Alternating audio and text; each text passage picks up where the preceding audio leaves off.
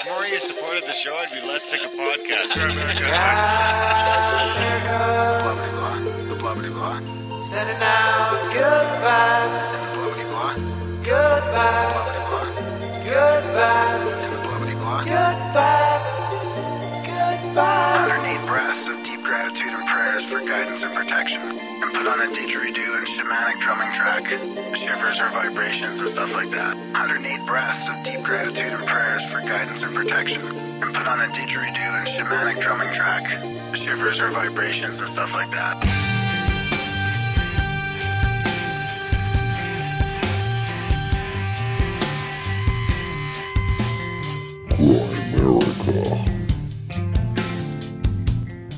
So you want to make sure you take care of your mouth. Digestion starts in your mouth, people. Wow. It starts there.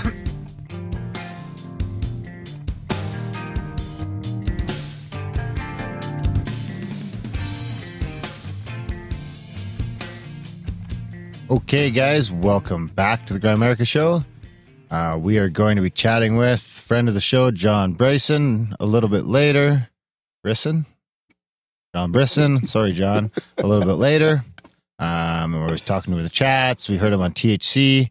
He's making his rounds, and he's a little bit of he's a gut guy, but also able to pull off some other health advice that turns out to be quite sound as well. And we have a friend of the show, Jared's here from over the pond, so that's going to be fun too. But first, in his brand new Grimerica shirt, we got the one and only Graham, the naked Tanner Dunlop. How's it going, buddy? Yeah, I'm doing good. Is that Lots of vitamin D in the balls today. I'm not testing it. On the blue balls? They're not blue. They're brown. They're D. You're approaching my tone.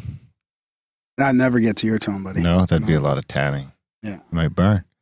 Is that standard pro? Do you tan? I'd go tan. Yeah, you tan? You guys are pretty white, though. Well, I haven't been in a while, yeah. But I'm not very white. I just came from the sunshine 2 you're weeks pretty ago. white for being an Aussie too, right? Yeah, I wasn't really working on it, mate. I'm nocturnal back there. Yeah. Jared's been a friend of the. We were trying to figure out how he found us years ago, and we kind of kept in touch all along. He's been traveling around the world like Aussies seem to do. That's it. We just kind of roam as far as we can, as long as we can, really. But I think it would have been like, I heard about No Agenda through you guys, and then you guys who I have no idea. Wow, that's just weird, miraculously found you guys there. Years must have been years ago. Many, many years ago. Because you were still in Toronto. How long were you back in Australia for? For 10 months, but I was in Central and South America for almost a year as well. Yeah, that's right. So And then when was London? Before all that? Yeah, before all that, yeah. So you literally been around Europe, around Central South America. Like, why do Aussies travel that much? Because when I used to travel Australia around, sucks. you'd meet Aussies everywhere, and it's like I felt like they're on this huge island and they just want to get off, and then because it's so far away from everything, It's gotta be they because get it's so off and far they away, go yeah. for a while. Like you go for a year. Or, Yeah, it's a walkabout. Walkabout. Yeah. Literally a walkabout. Don't know what it is. We just like to get away and see what else is out there. You've been confined to a country that big with no one else around. You want to go see who else is out there, you know? Do you wander off what about just wandering off into the outback? I just wander off in the city here. Isn't that like traditional fucking walkabout? That's the traditional walkabout. That's what the Aboriginals, you were going to say hippies. Hippies, no. I was going to say Aboriginals. I don't think I could say Indian in Australia. No. We're not close enough that I can get away with it. Can I call you an abo then? Aboriginal? No. I would advise against it. Yeah. So he said that on the show, and I told him that that's a slur. Was I right? Yeah, I would say so. Really? Yeah. Eh? Yeah. Wow. What would I the just equivalent wouldn't do slur? That's two strikes. What would the equivalent slur be in Canada for you? Like, or for your type? Squaw? I don't know. Yeah, it's pretty bad. I don't know what abo is. I don't know what I'm relating to. I thought like people just a native Aboriginal. I thought or Aboriginal. So the proper thing is native Aboriginal, Yeah, and just calling it abo is as short. It's short, but it's a little bit derogatory really? as well. Hey, Yeah. wow, that's weird. I totally didn't mean it that way. Strike two. So have you ever done any ceremonies or anything with them? Like, was that No. something like, because here we do, like, there's people that do like traditional sweat lodges and that kind of They stuff. definitely have them, but I just never had the opportunity to get out that far. Yeah. There's been a lot of places where I'd like to go and learn as much as I can from them, you know? Yeah. But you just get consumed by the like work life and things like that, and you just never get out, you know? Have you traveled around Aussie everywhere? Like, No, just down the East Coast. Really, eh? Yeah. Wow. Massive country, but touched like only Yeah. a third of it. What the you know? West Coast is like. Apparently gorgeous. Yeah, I bet. Yeah, a lot of deserts, a lot of beaches. Oh yeah, deserts sound fucking awesome. Deserts, fucking snakes, sharks, fucking Plus- drinking piss. Plus I 50. watched enough Bear Grylls to know I don't want to go near a fucking desert or Australia at all. I don't think. Really? Oh, I'd love to I'd go to the Australia. cities for sure. Yeah, you get eaten I alive. wouldn't go in the water. No chance. But you guys do have the most dangerous animals, I think. Yeah, no doubt. Yeah. Absolutely. I ain't fucking down with fucking getting eaten by fish. Have you been to New Zealand then? Traveled around there at Yeah, all? New Zealand's great. Yeah. A lot of mountains. I'd Everything like to looks- head there, I think, and check that Dude, shit out for it's sure. like kind of like here, but everything looks like Lord of the Rings. Yeah. Everything. Wow. What about Yeah, that'd be Argentina? cool. Did you get there Yeah, yet? that was similar to New Zealand as well, down in Patagonia. I heard it's like pretty similar to here too for lifestyle Yeah. and like terrain. Yeah, they're chilled out down there. Fuck, I think I could handle Argentina. Is that where Hitler went? Yeah. Whoa. Did you see any? Well, that's where we all did you see go. any Nazi compounds or anything like that? Or Nah, nothing you like didn't that. go searching for the Nazi. I was bell, looking or- for a hiding spot for myself. Thanks very much. Just trying to find the nearest cave. You never know. Hideout in Argentina. Just have a Honestly, look. that's You my gotta- bug out spot, man. If all shit goes down, that's where I go. Argentina. Yeah. Really? Do they have decent Beautiful. internet? We podcast from Argentina? You could do it if you got a big satellite dish, I guess. Podcast. What's your daily? What's the daily living like? Is it cheap to live there? Yeah, daily? it's pretty reasonable. So you kind of travel around. You work in some of the more Western countries, and then you take off for a few months and go down to Yeah, that's more it. cheaper countries. Just kind of. whenever I run out of money, just stop and start work and then save it back just, up again. Just start over Just to again. keep Get moving. yourself settled down for a bit. Yeah, man.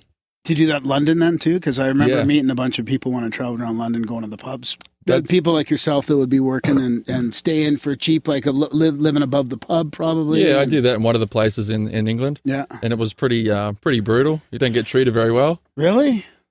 I don't By like to the be locals? against any of the English. Yeah, we got a whole big That's okay. posse. I know, but Yeah. The I found those, UK they might have been a posse. little bit on the racist side when it comes to us Aussies working there. Oh, really? Yeah, I Yeah, found that what Is interesting. that racist or is that just discrimination? I don't know. The white I have on no white? idea. Just white on white. We were in the crowd. countryside though. You guys and your white on They white. came crowd. in. Couple of boys came in one night and they said, "Can't believe these Aussies are taking our jobs." Like Yeah, legit. I was yeah. like, "What? This is? Do you want to do the job? Cool. No worries. No, Yeah. I'll do it." Huh. I just never thought I would experience anything like that colonial before in my life. You know? Yeah. Yeah. So what was your Oh, favorite part of especially, well, Britain is probably, yeah, I never thought of that. They used to have the empire. I'd love to go back there and travel around Us, because we used to yeah. like I went on one trip. I probably said this on the show a couple times, but I was with my Probably. mom, my dad, and my sister, and I was just driving around. And we would just drive. Like we didn't actually have plans for a week, so we would just look on the map and we'd see like pictures of castles on the map. You know, they show. Yeah. And then we just go like, kind of castle hunting. So we'd just be driving through the land. And we'd come across either like a complete ruin of a castle or some massive picturesque castle that they'd see in like the best Yeah, movies. we It just was don't have that unbelievable. over So here. It's just beautiful. Not in Canada or Australia. We were so new. They've been around like they've got castles that are 1200, 1300. Like all those Oh, yeah. cathedrals from the Dark Ages Yeah, as well. yeah. You know? You Yeah. could probably see them all in an afternoon because it's so small. You definitely Takes give it a a go. long time Yeah. to drive around that place because the roads are going all over the place. There's not, there's a couple freeways that go down the That's a the big middle, afternoon, but it takes that's a while. real big afternoon. 2 afternoons. Maybe 3. And it's crazy driving too. Like Could I include Scotland in that lighthouse in the 3 days? No. 4 days? You're gonna need a lot more. So did you travel around then? 2 'Cause weeks. Weren't you in Yeah, Birmingham too? And So I lived in London for I guess 10 months, and then saved my money. Went to Egypt, and traveled around Eastern Europe once I got back from there. Yeah. So I've been to Egypt and Greece a bunch of times, Yeah, and then yeah. all through Eastern Europe. Yeah. Got my money stolen in Turkey, I guess, Oh really? and had to get a bus. Istanbul? Yeah, on the my way credit up to card got Greece. hacked, Oh my god. and I had no money. I was just Fuckers. like, I had to get like a 25-hour bus back to London. A long way. Oh yeah, yeah. We drove from like the last of the Istanbul. cash, you we know? drove from Istanbul up to Amsterdam. Yeah. with the station wagon that we bought Damn, originally. that would have been a for, good trip. And the thing crapped out right in Amsterdam. Like it was like we just chugged through the last stretch. Like it barely made it. We ended up just right in Amsterdam. We are gonna just let it go into the canal. just got jump there. into Just the made it. canal. But what was Egypt like for you then? Did you went there a couple times? Did you go down the Nile? just the and one. I spent a month there. Oh yeah, so did Yeah, I. so that was, did you go down the Fluka boats and Aswan? And, Yeah, We just did one of the tours. I had 3 friends. We were all kind of a bit nervous. That was the Egyptian uprising. All that was going on. Oh, wow. So that had just happened. So there was like 5 buses at the pyramids when we were there. And there was like, our guide was saying there was like 50, 60 buses or something like that at any one time. So we were lucky we had most of it to ourselves. Just wander around and just get mugged by all the guys trying to sell shit. And Nice. Oh, yeah. trying to get us on camels. Yeah, trying to get us on the camels and stuff. Yeah. But Did you get on a camel? Did you drink some camel milk? No way. Did you go to the desert at all? Did you go to the desert? No? I was in the desert. Oh, yeah? Yeah. The Sahara's dope, man. When you see the stars from the Sahara, yeah, you're just no, like it's tripping fucking out. You're like, crazy, what right? is They're going just- on? Yeah, the Milky Way is just right in your face. Yeah. That's a different experience altogether, eh? Yeah. What about the pyramids? You climb that? No, I didn't climb them. No? You No. don't want to get shot? No, man. Not willing to. No? Do you think No. they'd shoot you? They might. You fucking I'd be an might, easy eh? target. So I'm pretty you- big. Yeah, Pretty just tall. fucking boom. Straight in the Just leg. fucking ding, you be climbing up here. You're like, They're not fuck really, me. in Egypt, they let you do, but, well, I shouldn't say that, but. Yeah, you can do whatever you want. That was back in the 70s, Dunlap. So how's it traveling around nowadays throughout with all this fucking global stuff going on? Do you pay attention to all that crap? And do you I definitely pay you try attention. and- yeah, Just drown it out. Yeah, do you try not to let it get to you, or how does that? It's got to affect your decisions sometimes, right? It definitely does. There's a few places where I've found that it might have been a bit more dicey than others that I just I'd prefer not to go to. Yeah. Yeah, you just, Like when you were in Europe, did you see the migrant crisis? no, so I was there happening? just before all that started. Okay, And that before they all went in or flooded in, I guess. That was Yeah. just before the whole Syria thing happened and, Right. and people were getting out of Africa and the Middle East. But so I saw it then, and like it just happened after I left. So now going back, it'll be interesting to see what it's like now. Yeah, yeah. Obviously, yeah. what the difference is and if people are a bit more on edge and things like that. Yeah. So there's lots to see in Europe, all the countries. Did you hit most of them, like France, Portugal, Spain, and Germany? Yeah, and all the I way didn't get down to sort as of, far into Spain as I'd like, or up into Berlin and into Poland and those areas. But that's on the next trip. Yeah. So I did all the Eastern Bloc and a lot of Western Europe, just a bit of Spain and Portugal I didn't get to. That's what I didn't get this. Yeah. Spain and Portugal. But they're all on the next, they're still on the list, you know? Got to get them eventually. Yeah, That's for right. sure. Huh. So what's your plan after this? You're here for a few days. You're going to Toronto. Yeah, Toronto, then And fly then- to Amsterdam, Yeah. spend a week in Amsterdam. Oh, that's what I'm like. It's like I had the lost week in Amsterdam too. Oh man, I've had several. And then so I spent a week around there, off to Berlin, so I'll get to see it finally. Then the plan is just to get to Russia by June for that Soccer World Cup. So April, May. So you got Got a couple of weeks. So you got a month and a half, maybe 2 months to work your way from here through Germany and go to Russia. Nice. That's it. I can do it nice and slow. Yeah. Now, my dad's living in Poland right now. He picked up his Polish wife. So he's quite happy. Oh. And so when we're going over there, I'll meet up with him, hopefully there or in Russia. And Yeah. go collude with the Russians? No comment. I'm already a bit skeptical of what the Australian government will say when I come out of there alive. I don't know, man. It's just like, hey, man, I was in Russia, bro. Fucking watching some soccer. That's it. Yeah. That's all I'm going to do. I waved at Putin. Poutine. Putin. Trying to jump into the jingle here. No, You know what? I wasn't no, sure. no. I don't think it's working. No, I don't think you should play that jingle. What jingle? The new one? What new one? Never mind. Oh, you heard that? How'd you hear that? Never mind. How'd you hear that? Did you put one of those fucking apps on my phone? He's definitely with the Russians. One of those spying apps on my phone. Putin gave me an app. I had fucking completely forgot about that until you fucking just mentioned it. So is it an Android or an Apple? What's Putin got? What's he on? Oh, that's a good question. I don't know. I think Android. What's he using? BlackBerry. BlackBerry. Putin? So do you want me to get into some listener stuff then, Darren, or what? Well, That's how he got all or the do you want? tweets Is there and anything else you want to talk about before we start cutting you off and moving on? Or stuff. Yeah, man, go for it. yeah, You're all good. Is there anything topics you want us to talk about on the show or So, anything like? Literally anything. Really? I'm cool to go down any rabbit holes. Yeah. Right on. See how deep we Any go. guests that you want us to have on in your wish list at all? There's tons. Yeah, Too many. Keep it write us a note and let us know. For sure. Some of our best shows, our favorites, have been just guests. Yes. Suggestions, right? That's it. I finally got it working. Okay. Get out a pen and paper and was write that? this down. Yeah. Or a pencil. Why don't you send some physical mail to the Grimerica show? At P.O. Box 16033. Next line. 100-815, comma, 17th Avenue, SW. Next line. Calgary, Alberta. Next line. Canada. Next line. T2T space 5H7. That's the P.O. Box. Why don't you send Darren some dirty socks? Cause he's got a dirty sock fetish. Why don't you send Graham some gold bowling? Cause he's got a gold bowling fetish. Send him some gold. Send him some gold. Send him some gold in the P.O. Box. P.O. Box. P.O. Box. Get physical. Get physical. Get physical. Everybody loves to get physical and get physical mail in the mail box. Here we got. Oh, I should have checked. Doesn't say. Send him some mail in the P.O. Box. P.O. Box. Doesn't say the name on the note, so I'll just leave it at Kevin. Kevin D. Big thanks to Kevin D. We got a note here says, Darren and Graham, I love your show and I'm a supporter. 8.5. I thought I could add more than just monetary value for value by sending you some stuff I created. I hope you enjoy it. Keep up the great work. Cool.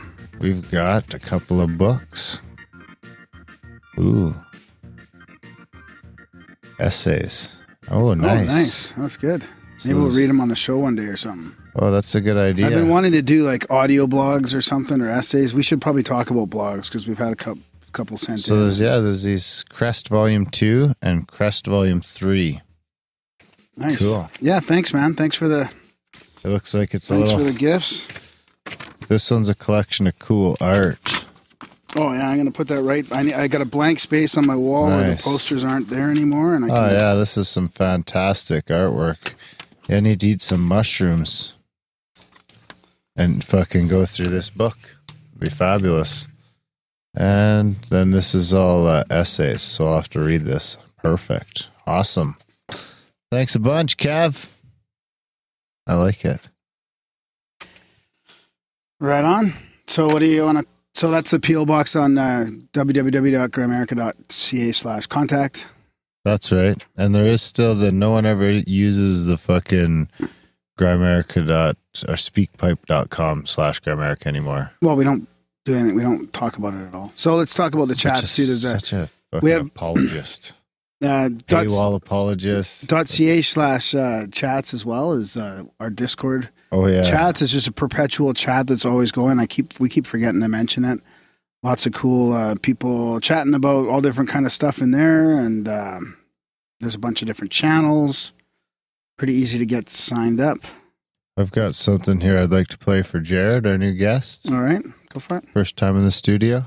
I think you'll really enjoy this, Jared. I really hope so. When you're lying in bed, feeling the energy around your body, like feeling the energy above your head, entering into either a lucid dream or an astral state.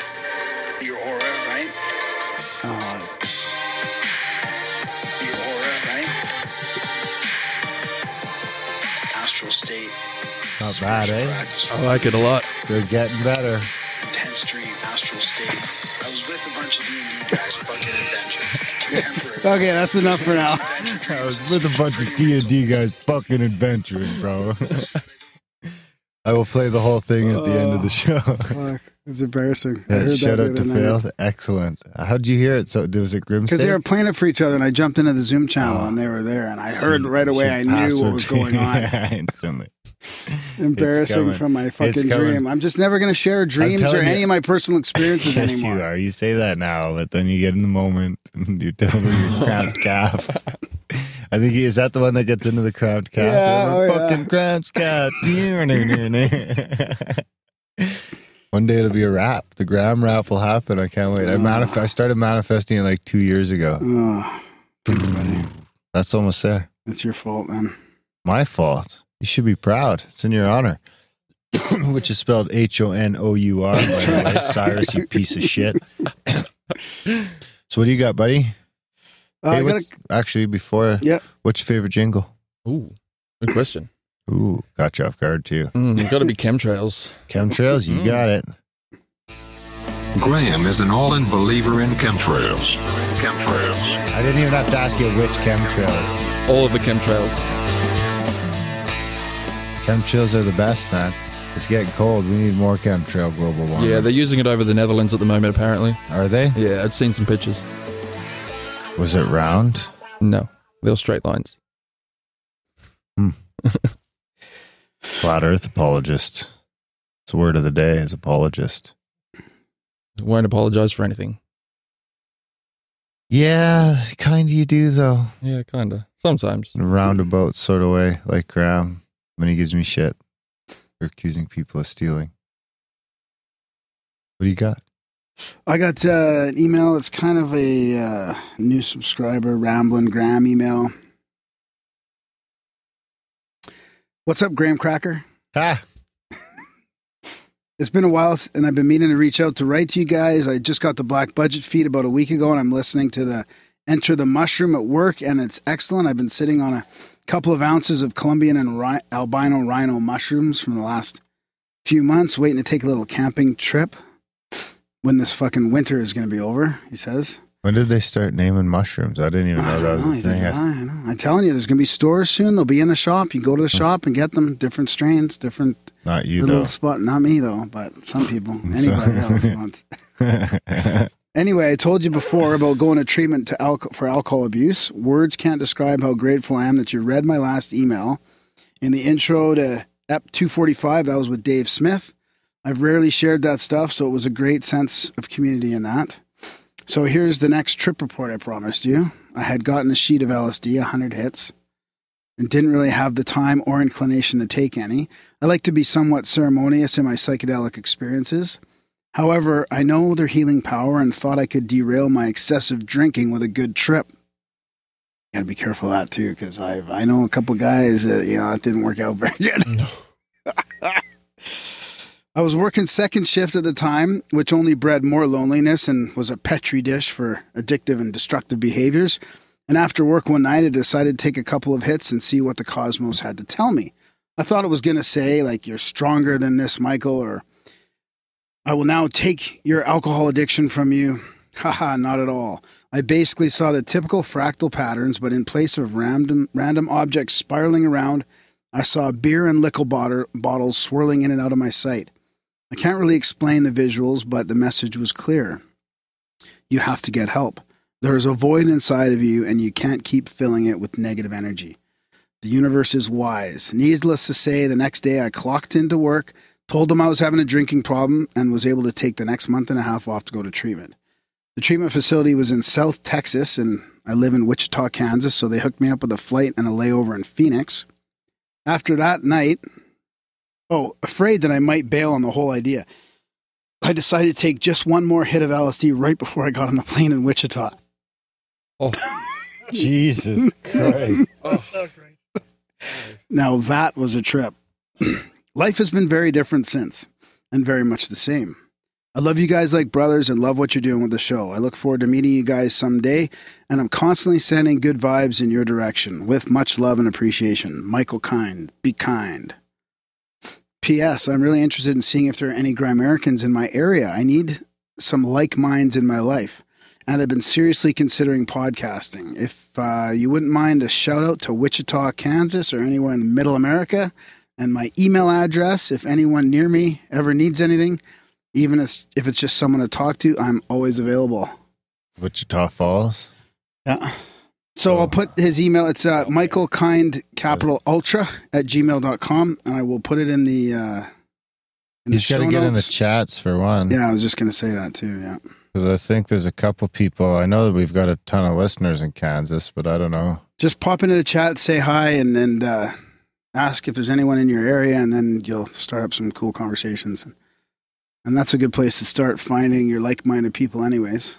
Yeah, Lots of love in the better than chats, too. social media. It's a place you can go and fucking converse and not feel shitty after, like you do when you get that dirty feeling on Facebook. I used to anyway. I left. I've been clean about a month now. Are you? No relapses. Really? But Twitter, even I can't spend too much time on Twitter. I just start saying stupid stuff, and I'm reading, and now I catch myself and I just disengage. Now I won't do it anymore. I'm not interested. Really? I'll still go on there, and if there's something cool, I'll tweet it or retweet it or get in a conversation with someone. But I'm just not into the hate and the arguing, and there's none of that in the chats. No, there's tons of love. It's really cool. So hit the chats. Are you on Facebook, Jared? I'm on Facebook, yeah. Yeah, traveling around. I usually keep my low profile. Oh, do you? It's a stealth Facebook? Try to, anyway. Yeah. If you're a supporter, Grimsteak will blew ya. And, he's sort of in charge around there. I put him in charge. What does that mean? Well, if you're a supporter, you get blue beamer status. Really? Yeah. Well, how it happened is Patreon had the auto option. So then once I had that on the Patreon, then I was like, oh, fuck, now I got to offer it to the PayPal people too. So I just put Grimsteak in charge. Huh. He'll kick you out too if you fuck around. Don't go in there about flat Earth, yeah? No, we don't. That shit don't fly. No, that's okay. You can talk about flat Earth. Just don't be mean. Yeah, don't be mean. That's the only rule. Just don't be mean. You want another? What I else got you got? a dream Bucko. precog here. It's pretty and a general. Precog? It's a general check-in and dream precog. Might as well read this, considering the last episode that came out. Ripple before the stick. Ripple before the stick. Now, yeah. Do we have enough time for this? Yeah. Ripple before We have the a stick. 25 minutes. All right, so I've been listening to this podcast for a while now, and I'm always loving the content. And even if I'm uninterested in the guest, your banter throughout the show and intro always brings me a smile. My first episode was with Alan Green, and it blew my fucking mind. Is that dude in jail or something? You need to get him back on. Anyway, to the dream. Actually, we do have a lot of people asking about that. We should probably... Buddy didn't get the memo that the intros suck. Darren, did you hear about the Alan Green thing? He wants Alan Green back on. I want to break into the thing too. Yeah, I'd love to have Alan Green back on. How'd that happen? That was one of those weird, like, synchronistic fucking. He came to not him, but someone came to us on his behalf. Yeah, and CC'd everyone. You know what? I'd probably still have all those emails on that old laptop. I'll dig it out, get his email, and email him.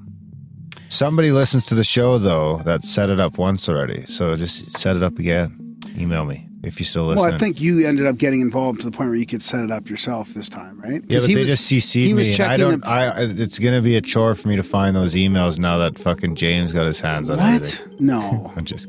Shouldn't your emails be on whatever device you're on right now? Yeah, but it doesn't go back a year and a half. What? What episode was that? I don't know, but why doesn't it go back? This is 2018. Your you should have fucking emails that go back. Your email goes back 2 weeks, bro. Yeah. No. Yours does. No. So don't you start talking to me.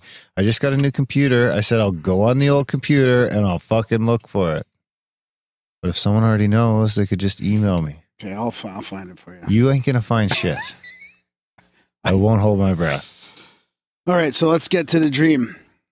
I was inside this is like the typical dream I would have too with the D&D guys, an adventure dream. Fucking a D&D adventure, bro.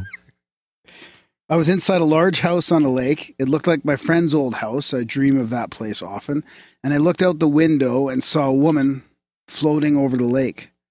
I heard a voice boom all around me, but seemingly coming from her and say, "Bring me Osiris," while pointing at me. I looked around and remember thinking, fuck that, I'm not giving up anyone to her. I began running around the house looking for something, not quite sure what, and I found a teenage girl. I looked at her and glanced out the window and saw two men in suits with assault rifles walking from the shoreline. I told her we need to leave, and we jumped out the window and ran. We came up to a house and went in, and inside there were a bunch of people waiting or hiding. A couple approached us, and although they looked like friends of mine's parents, they were hers.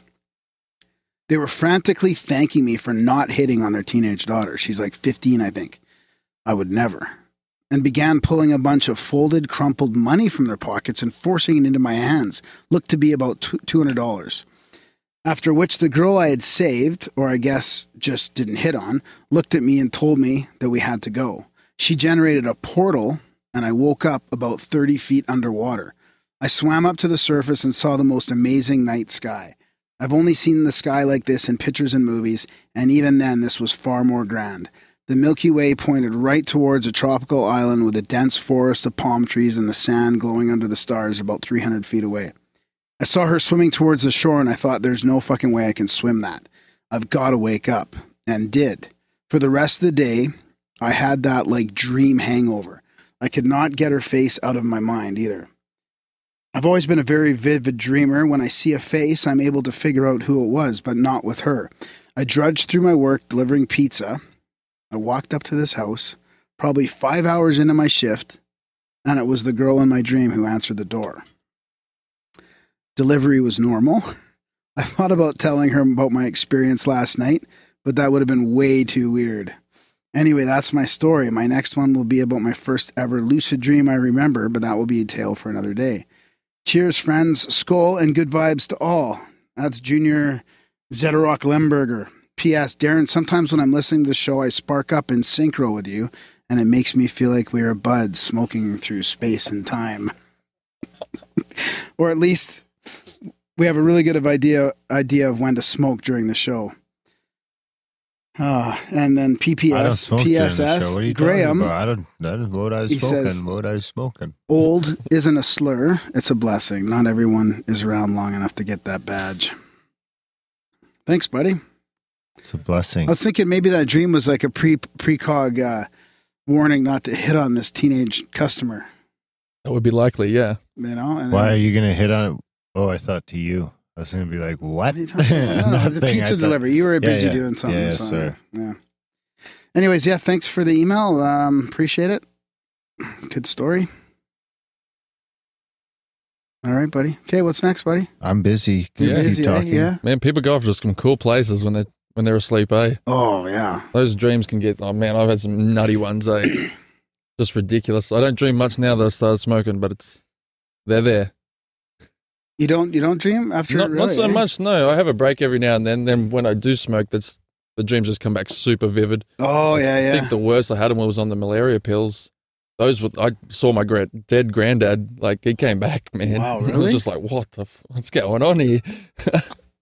That was strong stuff. I wouldn't advise taking those. And then, so smoking weed takes that Seems dream. to turn them off, yeah. Once after a while, it turns them off. But if you go back onto it, then it sparks. Yeah, if I had a couple of days off, they would be back. Yeah. And they'd be pretty intense too. Yeah. But I just sit there and close my eyes and watch the geometric patterns normally. Yeah. I'm a bit of a nut. Do you ever have precog dreams or anything like that? Or there's been a couple. Yeah. My dad has had some things like that. Yeah. Where it's been very strange with like you guys and us are like on synchro levels. Yeah. You just don't understand. It's hard to just discount all that, as just random fucking phenomena. I mean, it's really fantastic when people have these personal stories that are verified afterwards. Yeah, man. My old man almost died in a car crash years ago, like 2008. And he would always have to come get me from my mother's because they'd split up.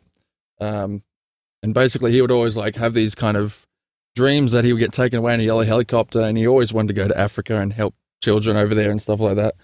He has this accident, and then that same night he gets taken away in a yellow helicopter. What? Says goodbye to me in the hospital and everything. Like, he's gone. And then as we get to the other hospital, he's getting the blood transfusions and he's doing okay. But then like several months pass, he gets better, and he decides to do this motorcycle trip up all of Africa. So he flies to South Africa, gets a motorbike and drives it all the way up. We met in Ethiopia and started helping children, taking soccer gear over there to them. And so he was saying this to me when I was like 13, and when I was 21, it actually happened. Wow. I'm just like, okay, this is crazy. obviously where we're meant to be at this Yeah. time. It Yeah. doesn't really matter anything else, Wow, that's awesome. Yeah, So no wonder why you got itchy feet and the travel bug. If I think it's a family thing, man. Yeah, My totally. grandmother traveled. She went around the world a bunch of times as Wow, well. really? Yeah. Yeah. That's just in our DNA. Yeah, there's nothing like it, man. And nothing can, if you got the will and the means to do that, nothing can replace that experience. No, definitely not. Yeah. I'd recommend it to anybody, but you got to have that I mean, you got to have some no fear in you. Yeah, You just got I think to so. not care about what's really going on. Yeah, and you got to be able to go with the flow, right? You really got to just not get wrapped up in things not working out. You just got to be like, this is the way it is, and this is what's happening, and I can't get this fucking bus here or this room here, I mean, or a lot of times I'm hungry and I can't stressful, get food now. But you got to just let all that shit go, right? Yeah, traveling can get really stressful. Don't get me wrong. It's not all just like walks in the park and sunshine and rainbows kind of thing. I got a wife and 2 kids and went to the eclipse. That would have been fun. Maximum fucking stress levels were reached at times. Are we there yet? Are we there yet? In that traffic jam? Oh, you're brave, man. You're brave, man. I would. Better for it. So do you find that it keeps you in the moment, though, traveling to new places? Like, is that part of the allure to it? Is that, when you enter a new environment, because you do get used to your own environment. Like even if I take a different route through the city, like it's still the same city. Yeah, but I'm if you go always looking somewhere for new else, spots, like it's like, you're kind of uniquely aware of the moment. Yeah, exactly. I mean, after enough of that traveling, you kind of develop a weird sixth sense, and you can kind of see things around you that I guess most people couldn't see. You can avoid certain situations that may be coming. That you see just in advance enough. And I'm not sure what that is, but it's just, I guess it's training your mind to be aware of things, Be, it could just be exercising it. Do you remember any specific examples of that? There's been a couple of points where I've taken a wrong corner or walking through certain streets in the US and just be like, I shouldn't be here, but I'm going to do it anyway. It'll be fine. Just don't worry. Yeah, that's right. Just have a smile on your face and try. It's still odds and be nice, and you know what I mean? Yeah. And just fucking... That's the thing, man. Like, you travel around the world.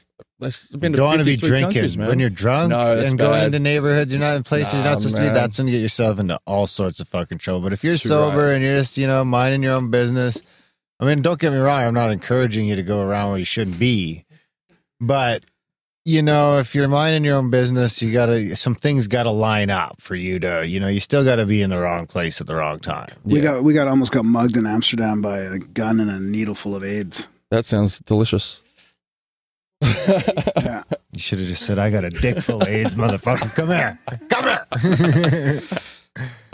Yeah, it was pretty crazy. We just fucking ran. Called his bluff. I just ran. We just called his bluff. You just pushed down your buddy and fucking ran for it. That's why he hasn't replied to any of the Facebook messages. He just remembers you from pushing him down in that alley. No, that was a different guy, yeah. Sacrificed my buddy for it. So anyways, it's just actually, Ryan's only like 40, I don't want to say too much, but Ryan's within an hour of... Michael? No, who's Michael? The email? Oh, yeah. So I think you could do something someplace in the Midwest and probably get, a few people up to it anyway. Yeah. Like I say, the chats is a place to start. Yeah. So I got the UFO quote, and then I think we should wrap her up and beg for some support. And well, let's just do that now. Support the show, please. What are you looking at me like that for? Put some effort into it, son. You're just only forget about the UFO quote. Oh. What's that? I said, put some effort into it. What? Put some effort into it. Oh, yeah. Support the show, please. Grimerica.ca/support. We got a brand new support page there. There's about, we had some people taking advantage of our yearly options, some people taking advantage of our weekly options. So it definitely is worth the work. So you can get on there, guys. There's about 30 different subscription options. Go to Patreon. There's some options there as well. Everything from $1 a month to $30 a month. Pretty much it. And all of them get you access to the Black Budget feed, even one-time donation. So if you can muster that up, then we'll get you those Black Budget episodes and get you some even more value. Of course, if you are getting some value for the show, I think this is going to be episode like 281 or some shit. All for free. No back catalog, no fees, no nothing. And you get even more of a bonus that we give you as a reward for supporting the show. Not a paywall. Triggers Graham. So yeah, if you guys can, head over to the support page, sign up for monthly. If you haven't yet, it probably is about time. If you are getting some value for the show, you throw a little back our way. I mean, $1 a show is all we ask. $1 a month is all we ask. If everyone could do $1 a month, we would have no financial woes. But we're not fucking close to that. We're still not at 1% of support. That's okay. We'll get there. Yeah. So yeah, and of course, if you can't muster that up, we're reasonable guys. So email us, and if you really want that Black Budget feed, I'm sure we can come up with something that works for everybody.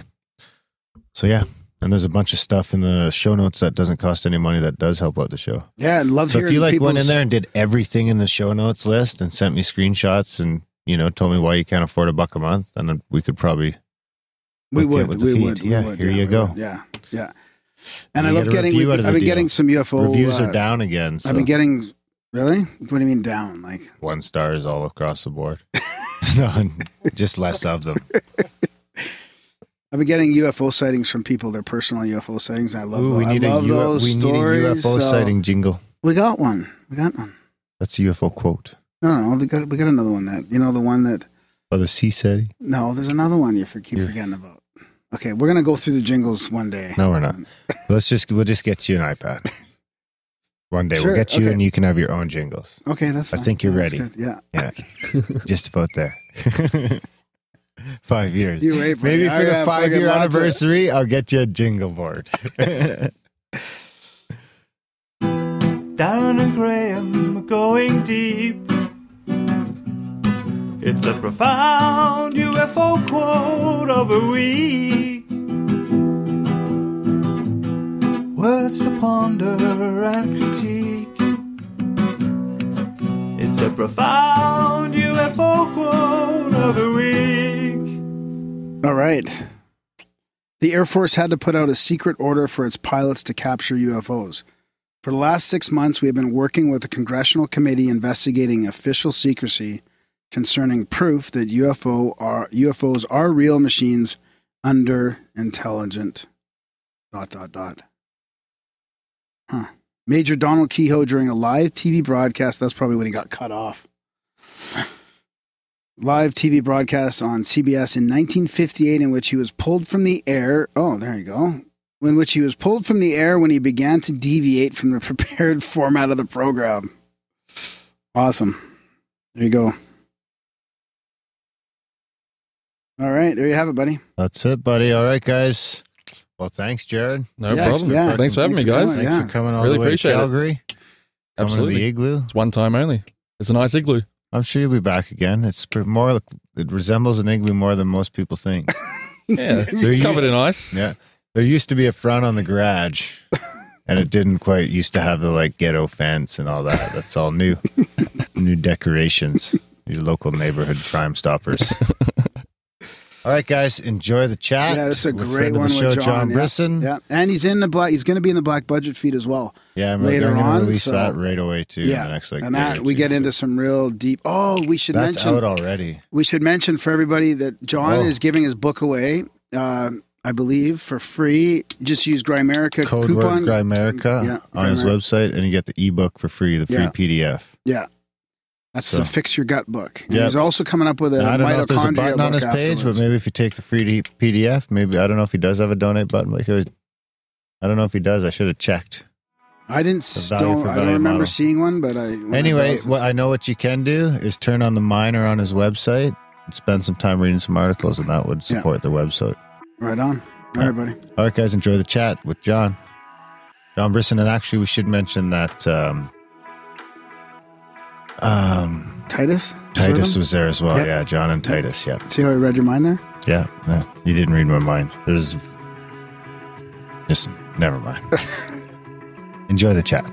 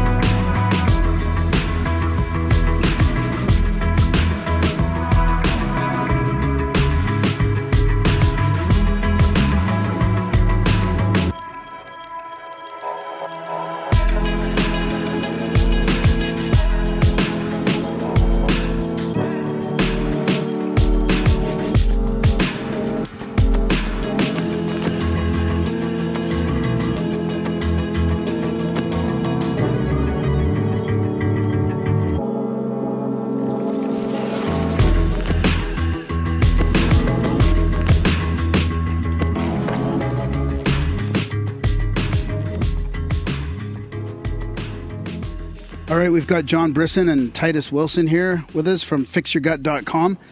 John's the author of the book Fix Your Gut, the definitive guide to digestive disorders, where he uses a lot of evidence-based solutions to help people with many different disorders, all these chronic things that are destroying our lives these days. And then we're going to also have a bit of an extended episode as well, where we're getting into some of the deeper deep state stuff and geopolitics a little bit. These guys are both super knowledgeable. We're looking forward to chatting about all this stuff. And thanks for coming on, guys. Good to have you. You're welcome, Graham. Thank you for having me on. I've been listening to Grimerica for a while now, and it's a dream to be on you guys' show to help out the Grimerican nation. Yeah, thanks, man. It's an honor to have you. Welcome to the hegemony.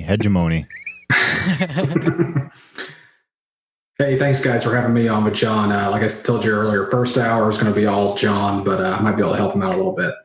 Oh, yeah. We'll probably go a couple hours, and then we'll probably, for the people on the live stream, we're going to take a 5 or 10 minute break, and then we're going to record another episode right after that. But yeah, so I guess let's jump right into it, John. Maybe let us know how and where you came to be where you are today. Yeah, I'll give you my story, Darren. I been dealing with health problems a lot through my whole life and my own family too as well. I was born 3 months premature back in 1985, which was very rare back then. I was actually born dead. They had to revive me. I kind of looked like a kangaroo fetus. I was not done baking yet, and because of that, I had a lot of health problems growing up. I had asthma and allergies. I actually failed kindergarten because I missed too many days because I was coming down with chronic bronchitis and pneumonia a lot. And I was sick. My mother died when I was 7 from systemic lupus. My father later died when I was 18 from hepatitis C. But usually by the time I got up to my 19 or 20, I actually had pretty good health. I still had asthma off and on. I felt pretty good. And then around the age of 24, before my first son was born, I developed what I later discovered to be an H. pylori infection of my gastrointestinal tract. My stomach actually burned for the first time that I could ever remember. I ever had gastritis. I mean, heck, even when my appendix burst when I was 14, and I went a week before having that getting cleaned out. They had to go do surgery in there when they opened me back up and cleaned out all my organs and got all the infection out. It didn't make me as sick as when I had gotten the H. pylori. I mean, what it did to me mentally, I developed severe chemical phobia and anxiety. And what it did to me physically, I got silent reflux, and it just made me very ill. And I was driving me crazy. None of the doctors could tell me what was wrong with me. A lot of them thought that I was just making it up, that I was just anxious. Silent reflux wasn't really known to many gastroenterologists at the time. They were used to standard reflux, which one of the main differences in silent is you can have symptoms of reflux, whether it's chronic cough or throat clearing or dry mouth or breathing issues, but it doesn't show up as standard reflux, like most people think when they have heartburn, when they have the acid indigestion feeling in their chest. I never really had that. So eventually I got tired of that because they weren't helping me, and none of the medications were working at all, and I wasn't getting any better. So I started doing research and started trying to take things into my own hands. And eventually my son Abel, my middle child, was born with a rare medical condition called congenital myopathy with excess muscle spindles. And at the time I was working for the vitamin shop too as well. I was getting more knowledge in supplements and everything. And so we didn't actually think he was going to make it when he was first born. He was so agoraphobic. His hands and his legs were very turned inward, and he wasn't breathing. They had him on a ventilator. And I actually remember the pediatrician at the head of hospital, head of pediatrician. He told me that Abel was better off dead, that my son was better off dead. Wow. And I was shocked. I was floored. I mean, my wife was taken back. I couldn't believe this. And so they transferred him to Chapel Hill. It took us 3 or 4 months for them to figure out what was wrong with Abel. Eventually, they send off a histological sample of his muscle biopsy to Mayo Clinic, where they discovered he had this rare disease. One doctor happened to have seen it before. It was his condition is so rare. I think you have like a 1 in 1.5 billion chance of getting it at the time he was born. So they thought he was on a ventilator and he was getting a little worse. And so his geneticist, Dr. Fan, who was a brilliant doctor, later he became his biggest advocate, told us, my wife, that he was going to get worse and there's nothing we can do. And my research didn't have the knowledge I had now.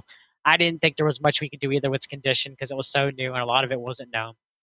That, my wife and I figured that we were going to take him off the ventilator, and let him die in our arms, let him die with dignity and peace, And sure enough, it was out of our hands. I don't know what it was. It had to have been a miracle because there's no science behind it. But right when we made that decision, we were on our way to call the hospital. He coughed the breathing tube out, which was supposed to be impossible. I mean, his lungs should have atrophied, his throat should have atrophied for having the tube in for so long.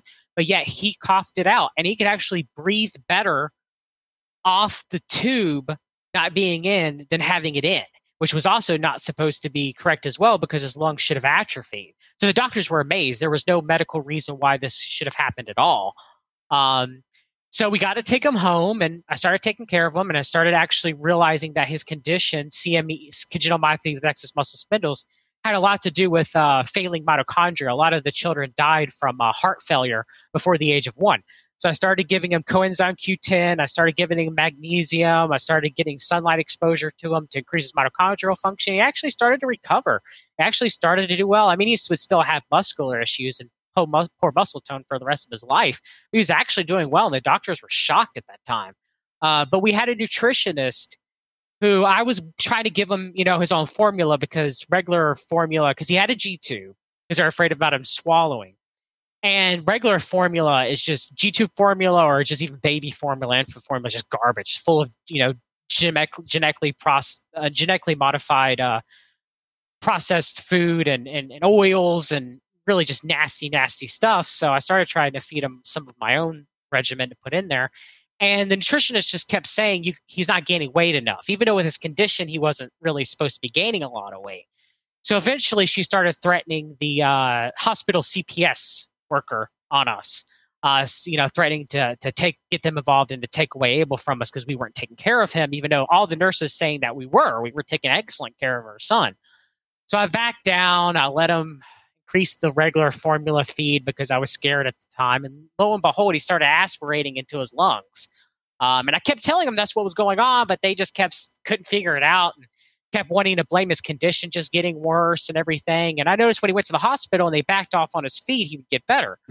One time he aspirated so bad, he almost died. So they had to put him back on a ventilator again. Eventually, after trying out months and months of battling with them, I finally convinced him that was the problem. So they let me go back on his modified formula that I was giving him. He started to recover. He was getting back again. He was actually almost to the point where he was supposed to be off the ventilator.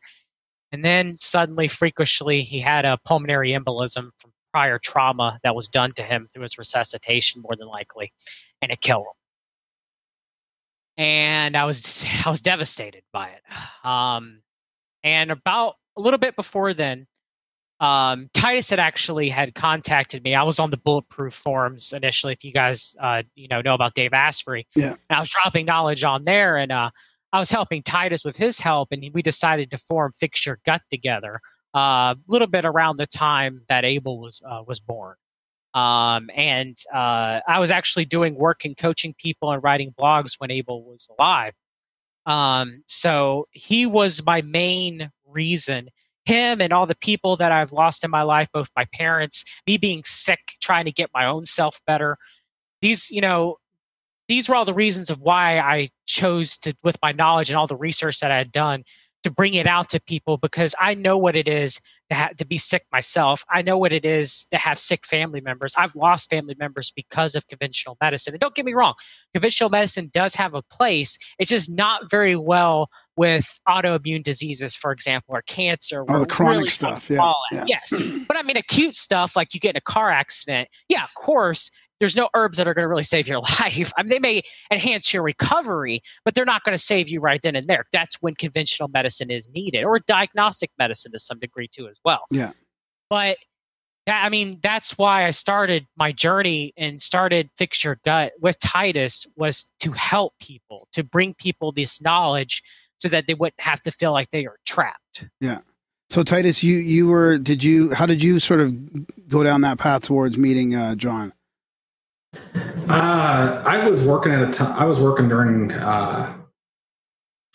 I was working for a business, and I was driving all the time, so I was digesting podcasts like crazy at the time. And I remember I was listening to Joe Rogan, and I've listened to like 2 Joe Rogan episodes in my life, and the Dave Asprey Joe Rogan episode. I don't know if anybody's.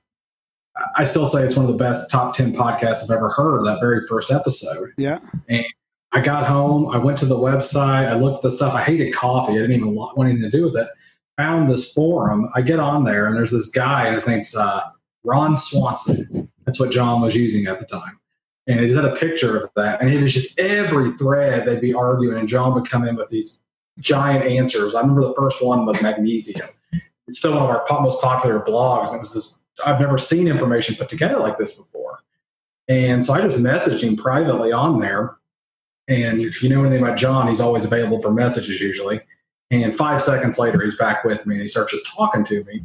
We get on the phone with each other, and it just clicks. And John was working on a book at the time, and it was, I always joke with him that it would have been, if we wouldn't have met, it would have been johnbrisson.blogspot.com website, very unorganized. And I put together what I do at work with what, John was looking to do, and we edited the book all together with a group of us. We put the website up.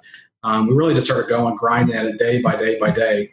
And I have a disabled sister, and that was one of the things I realized how great John was. She's got a rare condition about like John's son Abel did, where she's missing part of her brain, or corpus callosum. And she was in the hospital on ventilators 4 or 5 times a year. I start working with John and just doing some real simple things. And she's been to the hospital since I've known John about 3 times total for really issues that we could have not had come up. But that's how we really got going on this. And we've been around a while. I think John's up to almost 300 blogs. Tons of content out there. Everything's free as much as possible. I mean, we're going to give the book away to everybody out who's listening to this show for sure. We'll make a Grimerica coupon code so everybody can get it. Because, I mean, that's the thing. We can get this information out there. It really does change lives. That's awesome. Yeah, I really appreciate that.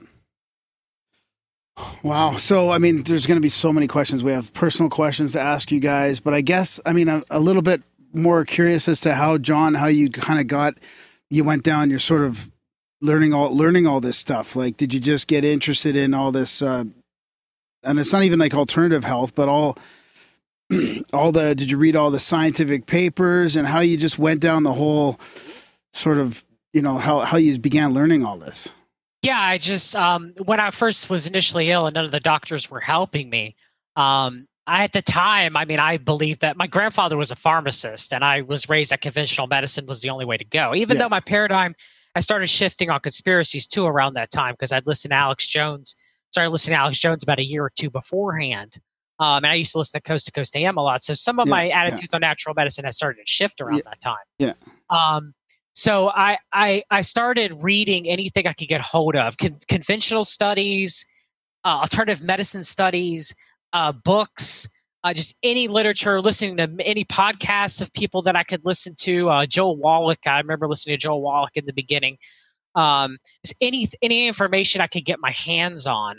And at the time I was originally going to school for computer science back in 2004. But before Able, around 2006 or 7, I was actually trying to get a 2-year degree in microbiology. I was also thinking about being a nurse at the time too as well. So I had a little bit of knowledge strictly from a little bit of college that I did. So I just got hold of any textbook I could get a hold of. I just absorbed as much knowledge as I possibly could. And I have coached a lot of people who've took their health in their own hands too as well. And I applaud anybody who does it. Because certainly I don't know everything. And I have admitted times where I was wrong about things. Yeah. And I mean, the evidence is always changing, and you have to sit here and discern between what is real and what is false. And there's a lot of bunk on both sides. I mean, we know there's a lot of bunk with conventional medicine that everybody talks about, but there's a lot of bunk with natural medicine too, as well, of things that may not necessarily work as well as we want them to. And it's the same for conventional too. And you have to use the power of discernment of trying to figure out what is best, And when it comes to the studies that we read, they're not all perfect. A lot of them, both alternative and conventional, have their own funding sources too as well that can make difference. Right. Or not. And anybody can pick studies to match what they're saying or go against what someone else is saying. Yeah.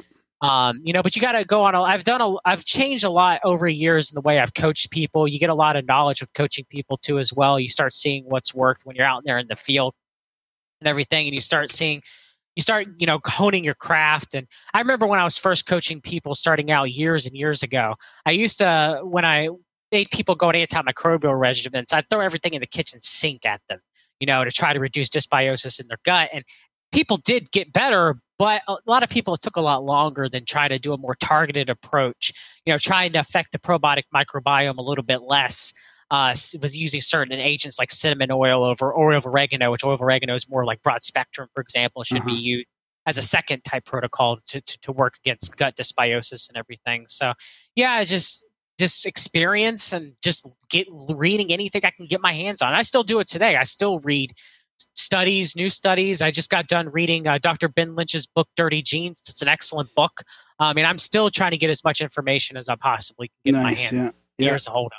Yeah, I feel like there's a lot of science out there and a lot of studies out there, and I feel like it takes forever, like decades, for the conventional system to catch all that stuff and put it into practice, whereas this new sort of, I don't know, it's not even really new, but the whole biohacking thing and all these guys, like, even Rogan's had a few of them on, like Ben Greenfield and all these guys, and there's so much.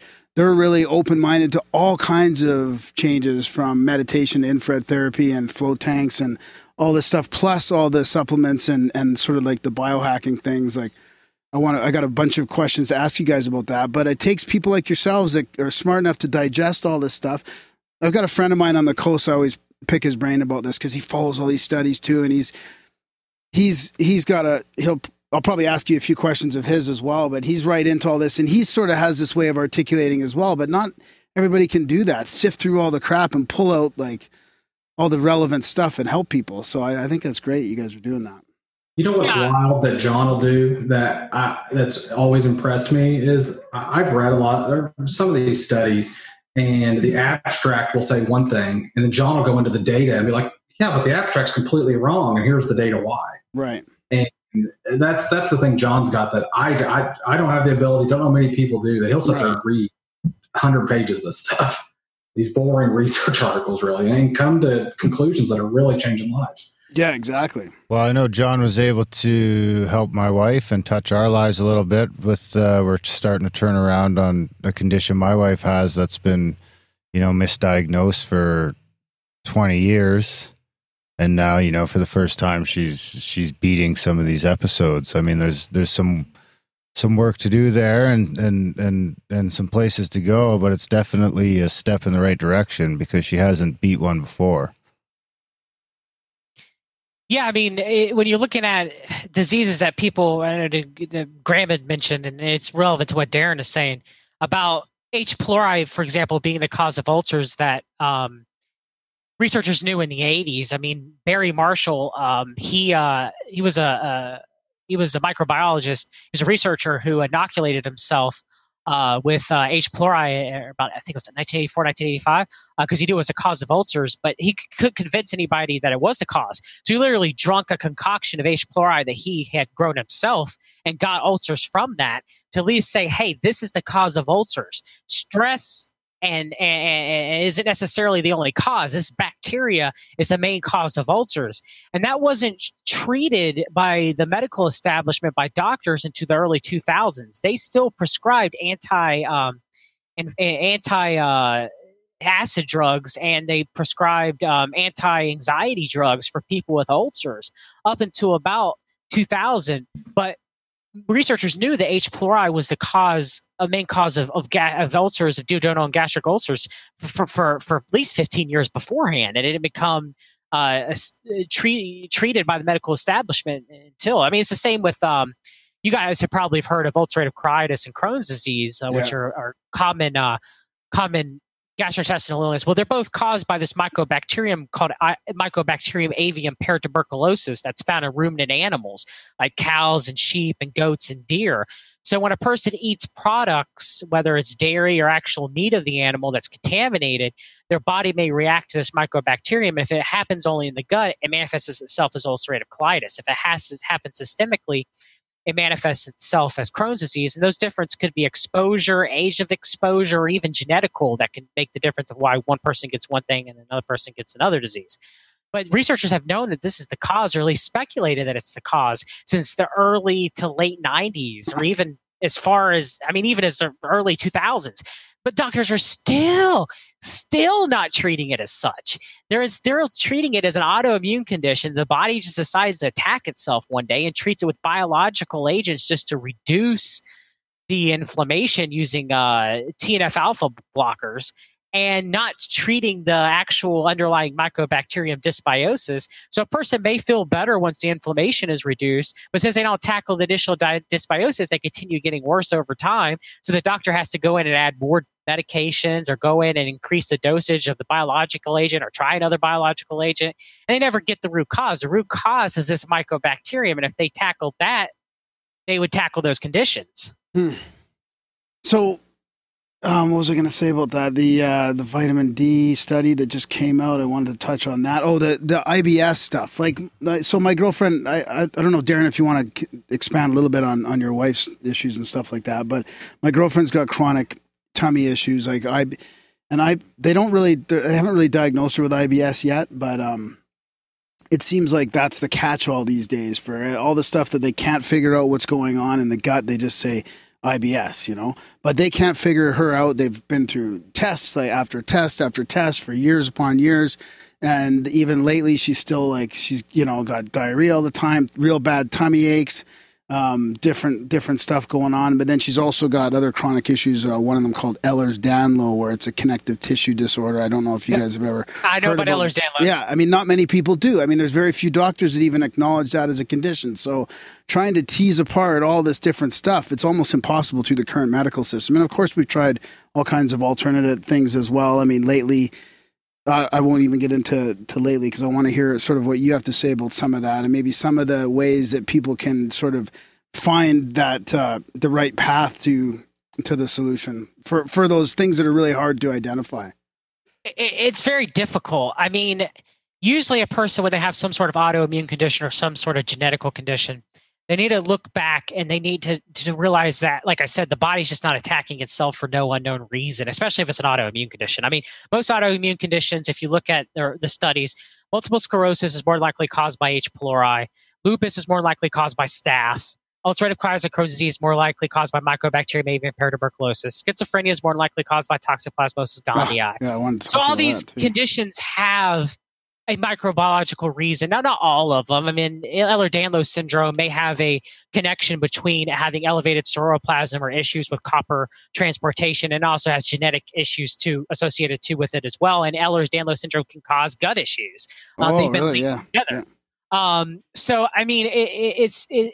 It's interesting how most people, they go to their doctor, and their doctor goes, well, you have lupus, and you're going to have it for the rest of your life, and there's not really much you can do about it except take these drugs that will reduce the immune system's overactive, and which could put you at great risk of getting serious infections or issues with developing cancer or stuff like that. Instead of maybe tackling the root causes of a lot of these autoimmune conditions, which could be microbiological in nature for most of them, or even genetical. Ehlers-Danlos syndrome, if you work on proper collagen formation and keeping copper properly bounded up and iron low, a person with Ehlers-Danlos syndrome may improve. Now, can you completely, make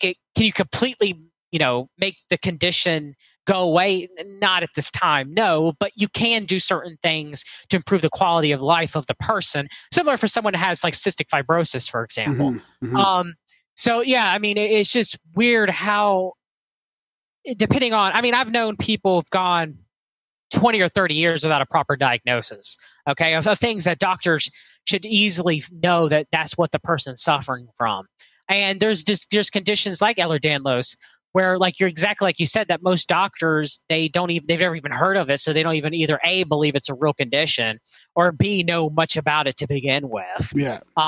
And it's the same with fibromyalgia, for example, which could have a lot of issues, gut issues being the cause of fibromyalgia too. So it's hard. Like, you have to go to multiple doctors most of the time to get a right diagnosis. You have to have a crap ton of tests done to get the right diagnosis. And even then, you may or may not get the proper diagnosis of the condition that you're dealing with. As much as I think that conventional medicine is important for its diagnostic work, I think it drops the balls in a lot of different balls it's trying to juggle in a lot of ways, because conventional diagnostic methods, they're not perfect by any means. And most doctors make them out to be the gold standard, and they're just not.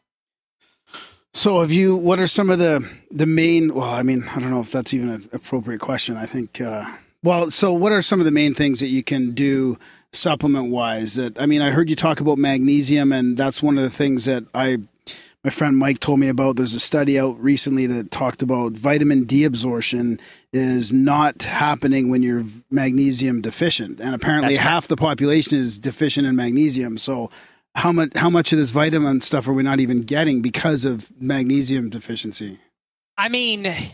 A whole host of things. I've seen the percentages of magnesium deficiency go from 50% to 90% in our modern world of being magnesium deficient. A lot of us are under chronic stress. Our food doesn't have a lot of magnesium. Our food's depleted of many minerals and vitamins that we're ingesting.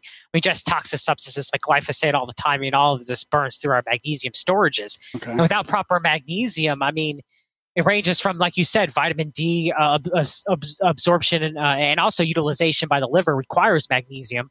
From proper muscle function to heart health to brain health. Magnesium, it does a lot. It's one of the most important minerals that anybody could supplement. It's just relatively safe as long as you're not suffering from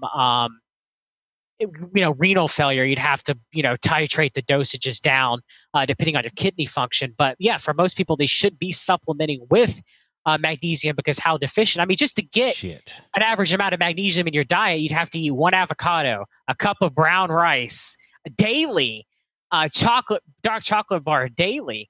All that food just to get enough magnesium. The average person needs between 400 to 600 milligrams, just basic amount of magnesium that gets you through the day. With added stress, we probably need 1,000, 800 to 1,000, depending on the person and depending on your weight. Wow. So just to get what you need through diet, you have to eat all this food that a lot of people are not eating just to get your daily value of magnesium in. It's ridiculous. How much did you say the daily value is? 1,000 milligrams, did you say? Is that? No, the standard for average person, that if you look on the RDA, recommended daily allowance, is usually between 400 to 600 milligrams. Oh, okay. Sorry. Yeah. 400 to 600 milligrams. I have some on my nightstand and I'm never taking it. So I should probably get on that. Yeah, you should. Lisa bought me some and it's just sitting there. She's like, you should take that every night. The main two symptoms, or actually main three symptoms I say, is lack of magnesium, are anxiety, trouble sleeping, or Charlie horses. Ever since I've supplemented with magnesium, I haven't got a Charlie horse since, I can't even tell you the last time I got one. I used to get them all the time when I was an adolescent. I do get sciatic pain a lot. Would that be, could that be tied into magnesium? It could be, yeah. I always thought a Charlie horse was getting, like, we used to give each other Charlie horses, like you'd knee somebody in the leg. But do you mean cramping, like muscle cramping? Yeah, is that the same thing? It's a colloquialism in the States for muscle cramping of the calf. Of the calf. Okay, I had one of those the other night. Did you? Yeah. They're severely pain. A lot of people get them in sleep. When you get them in the foot, I fucking sleep. When you get I it in woke the up. foot is the worst. When you get it in the bottom of the foot, the only way to get rid of it is you get stomped like a motherfucker. Yep, that's a lack of magnesium. That's a lack of magnesium for most people. I have not, and also headaches. Chronic headaches is lack of magnesium for most people too as well. I can't even tell you the last time I got a headache. Okay, so get on the magnesium. I have some of that already, so I'm ready there. Yeah, if you want to sleep, magnesium glycinate is very good for sleep. You want to take some before bed. Usually it's 200 milligrams per 50 pounds of body weight is usually the recommendation, a good general recommendation. If it starts causing you to have a little bit of diarrhea, you need to reduce the dosage. Magnesium malate is good for energy if you need more energy instead of sleep, and it's also good for fat digestion and fat absorption. So you want to take magnesium malate in the morning with breakfast and lunch in divided doses. For example, I take 800 milligrams of magnesium malate a day. I take 400 with breakfast and 400 with lunch. And it gets me through the day. I feel like a champ on it. And I've been doing it for a while. I've been doing it for months now. My magnesium levels are pretty good. They hover between 6.3 and 6.5 RBC, or red blood cell magnesium, which is optimal. You want 6.5 to be. You don't want to get the magnesium serum test. It's worthless. Your body does whatever it possibly can to keep your magnesium serum levels normal. Because if it didn't, you would drop dead from arrhythmia. So it leaches out of your bones, it leaches out of your nervous system, it leaches out of your whole body to keep that serum level normal. So most of the time when people get a serum, their doctor just checks serum. The doctor just checks serum and he goes, oh, the serum's normal, you're fine, you're not deficient at all. Now, does it check the red blood cells where the magnesium accumulates and where you get a more accurate reading? And most people who have normal serum have very low red blood cell. Mike was mentioning as well serotonin in the stomach versus serotonin in the brain.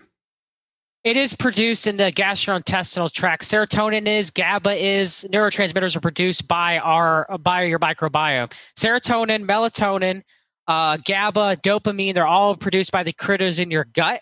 And actually serotonin, 80% of it, of your whole entire body serotonin, is produced localized by your microbiome in your gut. Now, granted, most of that is used for peristalsis, which are the colonic movements of the fecal matter through your digestive tract, because serotonin is a muscle contractor. Okay.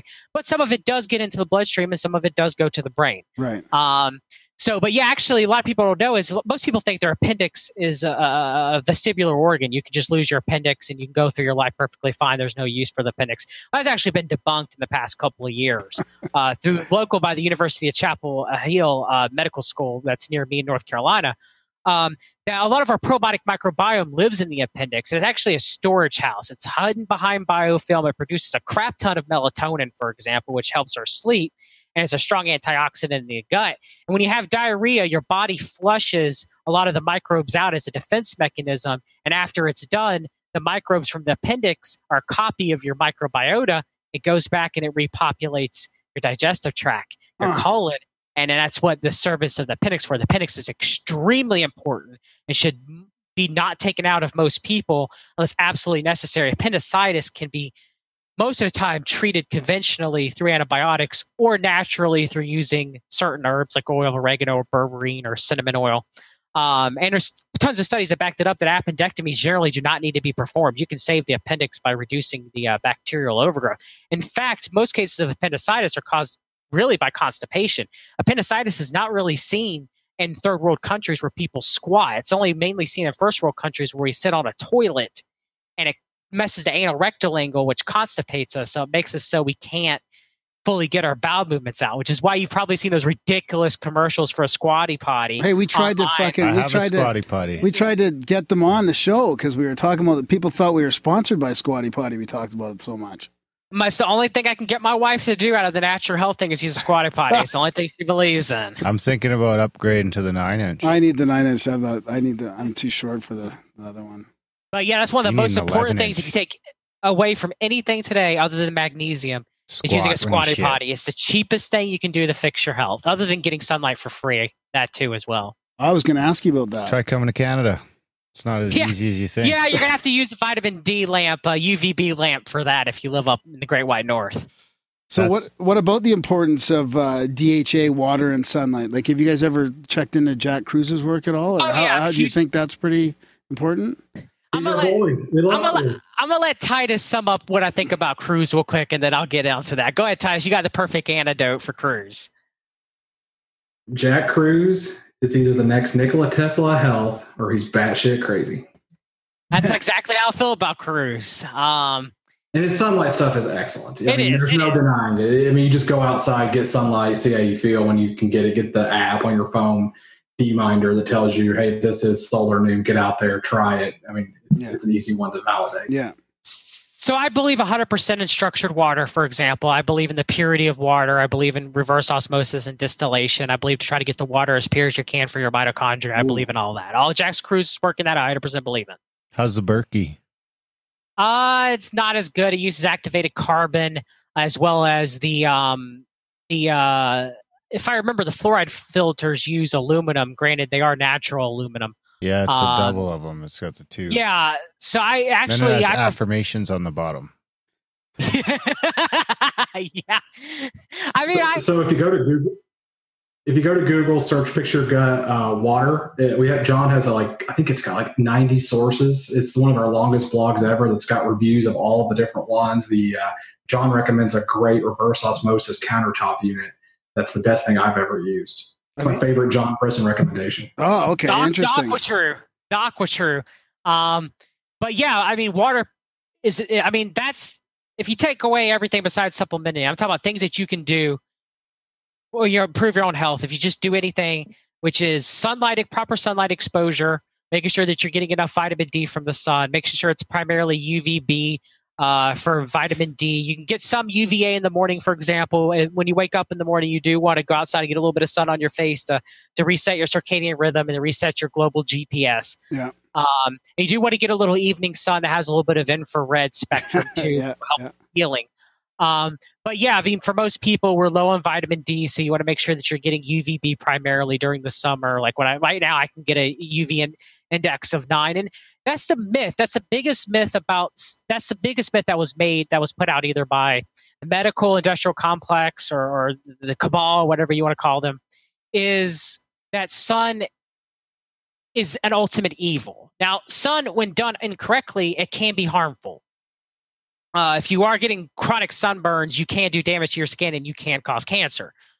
But it done correctly, it can be one of the ultimate healers. Yeah. That was given to us by the Creator. So, I mean, for me, the days I get sun, that I get primarily UVB, which is midday sun, and where I live right now, North Carolina. For you guys, not so much. You still get UVA.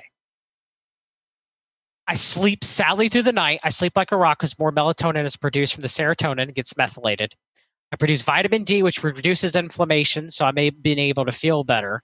And also, this is a biohack, but if you live a privacy fence, and you also, if you're a male, tan your testicles, for just a few minutes. You don't want to tan your testicles for the rest of your body. Like, for example, I usually tan my body for 20 to 30 minutes. The testicles are usually only a couple of minutes, maybe 5 at the most. It will increase vitamin D expression directly in the testicles themselves. It will improve testosterone and it will improve sperm function. Can you get that from the luxury tanning beds with the UVA and the UVB? You can too if it's primarily UVB. Because I do that naked. That one.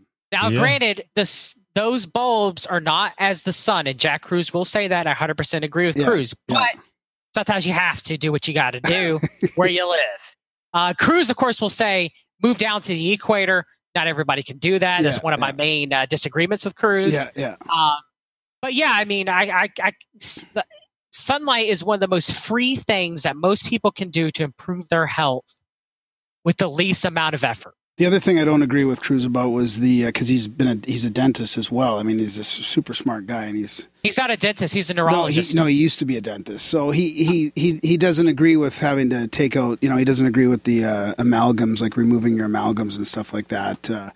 He figures that I guess it's probably you're better off just leaving those in, and I guess he would rather you eat fish and increase your DHA than try and remove the heavy metals through your your fillings in your teeth. But I do want to ask you about water again too, because so have you ever heard of John Ellis water at all? Have you guys ever heard of that? He came up with this way of distilling the water 100 times over. Like it's apparently the purest water on the earth. Deuterium, deuterium depleted water. Yeah. Yes, I have heard of it. I believe in it. I think.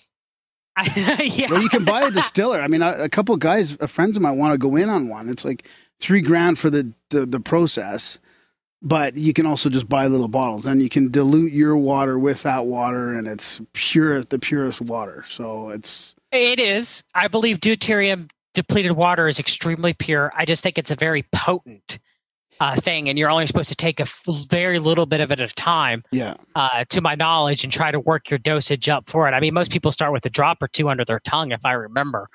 I haven't started doing it myself yet, but I've been really thinking about doing it, and there's been a lot of research through the quantum biohacking group about using deuterium depleted water. So I definitely do think it is very powerful for the mitochondria, and it would actually help out a lot of people to ingest the pure. I mean, Jack Kruse talks about the purest water that you can possibly ingest is the best water for you. I mean, we know that through the work of Jared Pollack. Yeah, it's best for your mitochondria. So I mean, you wouldn't want to drink obviously cups of this stuff, or what it would take too long, I would assume. Well, the other thing is, I guess it's also got rid of all the good nutrients and minerals, in the water as well. So and it would leach that to a degree. Yeah. So yeah, I mean, it's the same with reverse osmosis. Reverse osmosis water does leach a little bit of minerals from the body, but if your diet is good at minerals, it shouldn't be a problem. Yeah, right. So in Calgary, we got rid of the fluoride in the water. I mean, just recently, a couple years ago, no, not even a couple years ago, last year there was an uproar again in the community. Oh, kids are having, more cavities now. Put the fluoride back in the water. I cannot believe there's actually a movement to fucking put it back in. But so what I do is I take it out of the tap, and I've been meaning to find a better way to structure it after. But right now I put it through the Santivia water filter, I guess, which kind of changes the alkalinity. But do you know if that's a decent way to go, or? I use a Flaska bottle. You could use your way too. Some people use water vortexers. That works. Some people put their water in a glass jug and expose it to sunlight. That works. Some people cut fruit up and put it in their water. That works. Okay, that all changes structure then? That all changes structure. I use this Flaska, which I actually saw Jared Pollack owning one time in a video. And it uses orgone technology to structure the glass so that the water is structured. Awesome. So yeah, I use this perfect glass bottle, cork top. No BPA plastic or anything bad or anything.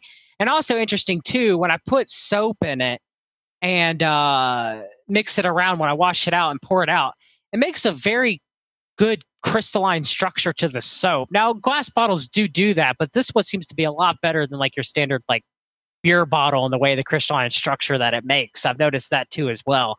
But yeah, all those are way to structure the water. All of those will work. I don't really recommend alkalining the water too terribly much, adding artificial minerals back into it, because if you are going to drink alkaline water, you don't necessarily want to drink it with meals. You would always want to drink it in between meals because our stomachs are supposed to be acidic, especially when we're eating. Our pH of our stomach is supposed to be around 1 or 2. You don't want it more alkaline than that. Proteins start not breaking down properly. Start causing digestive issues. So if you are drinking artificial inflated alkaline water, Kangen water using minerals, you'd want to drink it in between meals. I'd actually recommend that it'd probably be best to go with how the creator envisioned us for drinking water and drinking it from a spring, if all possible, that had a high mineral content, or high mineral spring water would probably be better. Source if you wanted to drink alkaline water in between meals is something that's artificially created. But yeah, I mean, that's one of my. I'm pretty sure you guys have heard of the acid alkaline diet. Yeah. There's a lot of myth to that.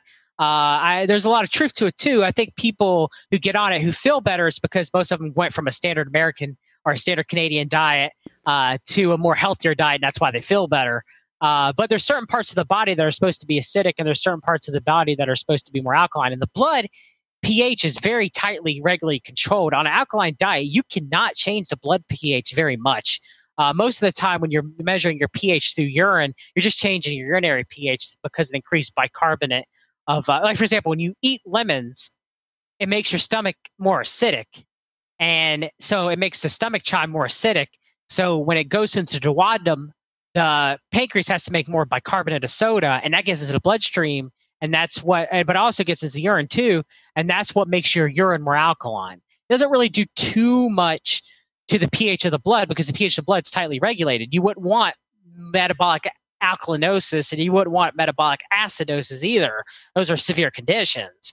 But I still think that eating alkaline forming foods, and most people, they'll say, well, meat's bad for you because it's acidic forming. And if you look at a lot of the charts, most of the meat, for example, that's bad for you is the conventional Cargill food lot crap that you get, where the cows are treated horrible, feed GMOs, are given vaccinations and antibiotics and Lord knows what, hormones and stuff. And yeah, of course, that would be very bad for your body. It's not necessarily the meats maybe might be a little bit more acidic, but it's more making the right choices of why people feel better. What about What about other supplements like nicotinamide riboside, which is the precursor to NAD+? Like, back in like why aren't they giving people intravenous NAD anymore? I mean, I've heard some amazing stories about the transformation that you can have through complete healing from whatever addictions and all kinds of stuff to other chronic issues, I think, or maybe not so much chronic, but the intravenous NAD+, and then these new things like nicotinamide riboside, which is supposedly really helping with the mitochondria health there. Yeah, I mean, Bill Wilson, the former of Alcoholics Anonymous, he was originally telling people to change their alcoholics to change their diet, and he was giving them niacin, and it was really working for alcoholism. I mean, it was really turning around people's lives. Of course, that's been suppressed. You got to do the 12 steps now. You can't do any of the diet or giving people niacin, like you had mentioned, nicotinamide IVs or anything like that. So when it comes to the mitochondria, which is actually what my second book, Fix Your Mitochondria, hopefully whatever comes out, hopefully be out soon, what it's about, what I did with Abel, I changed his mitochondria output to be better. And nicotinamide riboside is one way to do it. PQQ, which would increase the amount of mitochondria a person has, called mitochondrial biogenesis. That would help as well. Ubiquinol, which most people know is ubiquinone, which is coenzyme Q10. Ubiquinol's the better absorbed form of it. And they both have their uses, but most people who are older should stick to ubiquinol for most cases. Taking all these things are very important for the mitochondria, and they're suppressed because they don't want, I hate to say they, but the medical establishment, not doctors themselves. Your average doctor, most of them mean well. Your average researcher, most of them mean well. It's people at the top. That's when you start getting suppression of real research, suppression of real drugs that could benefit people, suppression of real supplements. You start getting all this information being suppressed from the top. It's not necessarily people at the bottom. So, yeah, I mean, you could give someone, for example, my grandfather-in-law, he had heart failure. His ejection fraction was really low. It was between 20 and 30. He required oxygen. I started increasing his mitochondrial output, giving him magnesium, making sure he got good sun, changing his diet, making sure he got enough salt. Yes, salt is important for heart failure. The DASH diet is a load of crap. The studies done with the DASH diet, they had to stop in people with heart failure because they were dying from the lack of sodium. It's important for sodium. An average amount, even average amount of American who takes in like 8 grams of sodium a day is not enough to change the blood pressure more than a point. So sodium is extremely important for heart health, and limiting it is really, really dumb.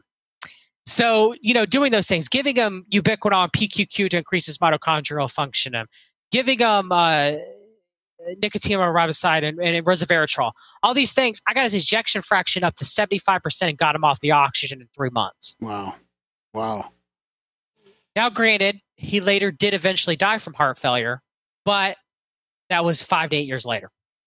Wow, he came out of it for a while. That's amazing. What about, the supplements are all great. I'm sure there's a ton of our listeners that, judging by our support levels, I would say that there's a ton of our listeners that don't have a lot of money in their pockets. So, I think the easiest, it's probably harder to do, but one of the easier things that people can start doing now is maybe removing things. Mm-hmm. So what in your opinion are some of the, by the way, Failed has a man crush on you. That's a good question. What in your opinion are some of the things that people could drop out, right now or work on dropping out that would see some big results? Soda is one of the biggest things. If you could just go to drinking water, preferable pure water. Yeah, Perfect. What's next? Okay. What was that flask called again? I want one. Flasker. Flasker? You got it? Flaska. FLASKA. I want one of those things. But it could reduce iron-enriched foods, for example, like iron-enriched bread, iron-enriched rice, or iron-enriched corn. You want to get things that aren't iron-enriched, because taking iron in that type of form, where it's not heme-bounded like it is in meat, or phytic acid bounded like it is in plants, when you're taking that unbounded enriched iron, usually ferrous sulfate, you can actually take a magnet to it, you guys. You can take enriched grain and put it in a bag and wet it up and take a magnet and move the iron fillings around. You can draw the iron out of the flour. So imagine what that's doing to your gut lining. It's just scratching up against it on a cellular level, just wrecking your gut, causing inflammation.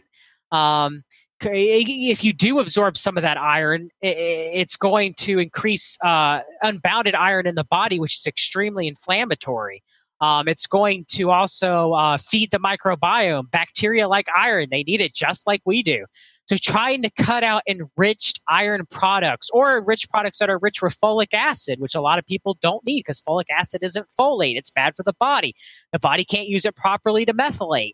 So just cutting out that is something that people can do that would get a big benefit to their health. Right. That's like all those breakfast cereals too, right? All those breakfast cereals that say they're, fortified or, whatever they're fucking calling it these days. I mean, we don't have any of that in our house, but I'm sure that's almost every cereal, right? That's all of them have that little thing in the corner that say it's got all the essential nutrients crammed in there. Even some of the organics ones, sometimes you got to really watch out and see. I mean, that's the biggest change that I've made to my kids because my kids they're kids. Sometimes that they want to eat things that aren't necessarily that I know aren't healthy for them. You got to let your kids be kids too as well. But I try to limit what they eat that's bad. And just cutting that out would have a big impact on a lot of people. I mean, the main reason why we have celiac disease a lot in the modern world and in more numbers than we had before has a lot to do with enrichment of iron in food and glyphosate usage. Both of those combined makes wheat toxic. I mean, for example, we look at France. You guys have probably heard of the French paradox. The French eat tons of gluten. They eat a lot of meat and butter. They eat a lot of, drink a lot of wine. They eat a lot of cheese. And they have some of the lowest rates of cardiovascular disease and celiac disease in the modern world. Based off of everything conventional medicine says, they should have the highest. But what do they not do to their food? They don't enrich it with iron or folic acid. It's natural as much as possible. They don't spray a lot of glyphosate, if any at all, in the wheat. That's why they have these lower levels. Wow. Fuck. It's just gross, eh? So talk a bit more about the glyphosate because that's coming up a lot lately, and people are saying that I guess a couple of these TV shows or documentaries are showing that it's not just the GMOs, it's these farmers that supposedly have organic farms or whatever that are spraying their wheat 5 days before they what do you call that again? Harvest? Before they harvest it. When you get your wheat. Yeah, when you get your wheat. So glyphosate is a chemical that's been found all over the place now. That's right? a Monsanto creation? Yes, it is. 1970s. That's good old Roundup. Those motherfuckers. Yeah, and I should watch it. Actually, a car did drive through my garage. I should probably not quit bitching about Monsanto and vaccines. Yeah, I think this might end up, as we all know, bitching about Monsanto and the vaccines and talking about GC-MAF yogurt will get you assassinated, like Dr. Jeff Bradstreet that happened in North Carolina just a little bit back for me when he's found assassinated in his pickup truck. So I mean, glyphosate. So do you want to look at it from the gut standpoint or do you want to look at it from the mitochondrial standpoint or do you want to do both? Probably both. And from the conspiratorial standpoint as well, like how this is fucking still a part of our world when we've known that it's disastrous for a while. Isn't it like an $80 billion company? That's why. Yeah. I mean, Monsanto, they were usually they had ads, I remember, when I did my research on glyphosate. They had ads for glyphosate in the 1990s that was practically non-toxic, that it was safer than table salt. Okay, that I remember when I was doing my research at the Attorney General for New York, I think his last name was Faco. He had to say that he had to get those ads removed because they were just so blatantly. I mean, yeah, I would. Would you rather drink a cup of glyphosate or would you rather drink 10 grams of salt diluted in water? I mean, I'd probably take my pick of probably drinking the table salt over a period of time and be safer on that than I would the glyphosate. So how does glyphosate work? I mean, it works by causing issues with the shikimate pathway. That's why it kills weeds. Weeds need that for growth, but also so do bacteria, fungi, and algae. Okay, so yes, bacteria do use the shikimate pathway, and so bacteria in our gut, like bifidobacterium and lactobacillus, which are probiotic bacteria, they would be affected by glyphosate ingestion. Now, granted, people will say, well, it's only minute amounts that you're ingesting. over a period of time. Well, if it's everywhere, if it's in the water, if it's in the food you eat, it could be even in organic food. If it's not tested properly from farm runoff from other farms. I've known someone who got sick because they lived near a farm that used glyphosate, and the runoff from them made them ill. They had glyphosate exposure. So it starts killing a lot of the probiotic bacteria in the gut over time, and it does kill some of the opportunistic bacteria. It's known to reduce the parasite Toxoplasmosis, for example, which is known to cause schizophrenia and maybe can play a rage disorder and borderline personality disorder and stuff like that. But you don't want to use it for that. You don't want to use it. There's better natural, and glyphosate is not natural, but there's better natural antimicrobial agents that you can use to reduce dysbiosis. You don't need to use glyphosate, So it affects the microbiome in our gut itself. It also causes issues with the cytochrome P450 pathway, which is the enzymes that our liver uses to detoxify the toxic environment that we live in. So it causes issues with detoxification in mammals. And it affects liver and gallbladder and the pancreas too as well. And that also messes with the enzyme when we're talking about vitamin D. It messes with the enzyme CYP27A, I think, which is identical to the vitamin D activated enzyme within our mitochondria. So it can start causing vitamin D usage issues within our mitochondria itself, and can start causing failing mitochondria because of that. It also causes issues with sulfur metabolism by the body, which sulfur is crucial for our hair and our nails, and the minor amounts of hydrogen sulfide that we need to open up our blood vessels. And it starts depleting glutathione, which the glutathione is the master antioxidant that our liver produces, just to detoxify glyphosate and the issues it causes with the liver itself. Jeez. So glyphosate does a lot of bad things to the body. Now you might ask yourself, well, if we eliminate glyphosate, then our food would be better. And in some ways, yeah, probably. But for example, Chipotle doesn't use glyphosate-grown corn, but they use atrazine-grown corn. Oh. And atrazine is, quote-unquote, what Alex Jones said, making the frogs gay. That's atrazine. So it's like pick your poison. And even because something's organic, let's go ahead and get that out of the way. Even because something organic necessarily, for A, doesn't mean it's technically organic. B, it doesn't necessarily mean it's good for you. A lot of the pesticides are used organic forming are copper-based, for example, which can start causing issues with copper balance in the body. And they're natural, but it's still copper, So our food is so screwed up. I mean, really, if we're looking at a conspiratorial level, only the elites that have their own foods grown and can afford to have their own food grown in freaking biodome is getting really legit food. The rest of us, we try our best. There's different levels, but even if you're eating an all organic diet, that probably isn't enough. Yeah. Shitty. Yeah, kind of. Way to shine some light on things there, John. Yeah. So when someone tells you that glyphosate's not bad for you, they're full of shit. Well, that's because there's been headlines and studies out lately that have said it's not causing cancer and all this. So. Oh, it's been linked to cancer. I'm pretty sure through everything that it does to the mitochondria, everything it does with decrease of detoxification, just based on that alone, its effects of dysbiosis on the gut, it has to. You're not even looking at its ability to cause cancer, its mutagenic properties. It still has the ability to cause cancer through those mechanisms. And you can't even wash that shit out because it's fucking, these days it's growing right into it. It's like applied to the seed. It's got that fucking glypho attached to it. It's like fluoride in water. You can't get away from it.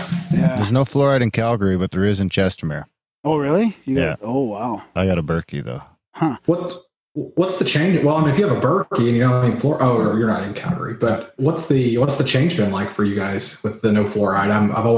We're 100% everywhere in the U.S. basically. You're 100% fluoride everywhere? No. There's some cities that don't have fluoride, but it's very rare. It's in the 99%. Yeah, it's very high. More kids have cavities. Really? Yeah, there's a lot of cavities, I guess. There's a bunch of people saying we got too many cavities. I would ask clean your for that fucking research. Teeth and quit eating sugar, motherfucker. Yeah. How about that? Take care of your I'd like to see teeth. the research. Yeah, I like to see the research too, because we all know fluoride fluoride decrease bone structure is a crock of crap when you can use vitamin K. And it would work just as freaking well as protecting the teeth than using fluoride. And not only that, this was before we got onto the Berkey, because we thought because Calgary was fluoride free that Chestermere would be too. And when we found out it wasn't, is kind of when we started filtering it. But I mean, before that, my oldest was drinking fluoridated water, and she still had a ton of cavities because she wouldn't floss. So, it didn't make a difference as far as I'm concerned. Now, since then, she's off the fluoride, but she flosses every night and brushes. And the last couple times she went to the dentist, no cavities. And that's one of the biggest things is they say you can't remineralize your teeth. You can. You can't remineralize your teeth. Oil pulling, proper brushing and tongue brushing, flossing, getting enough vitamin A and vitamin D, like through cod liver oil, making sure you're getting enough vitamin K, all of those, there's even remineralized toothpaste. All of those can fill in cavities if the cavities aren't deep enough or bad enough. And you can remineralize your teeth. I did it myself. Huh, that's interesting. So what about that whiten them? Will that get rid of my cigarette stains and stuff that I still got from when I was smoking? If you use an activated charcoal toothpaste or a bentonite clay toothpaste, yeah. Ooh, an activated charcoal one. Where do I find InfoWars? No. I will say that. The InfoWars toothpaste for Alex Jones's CIA father, being a dentist of all things, they should know not to put blue dye in the freaking toothpaste and not to put colloidal silver in the toothpaste, which is too harsh on the microbiome. Should I not be using that toothpaste? No, I would never touch. What is it called?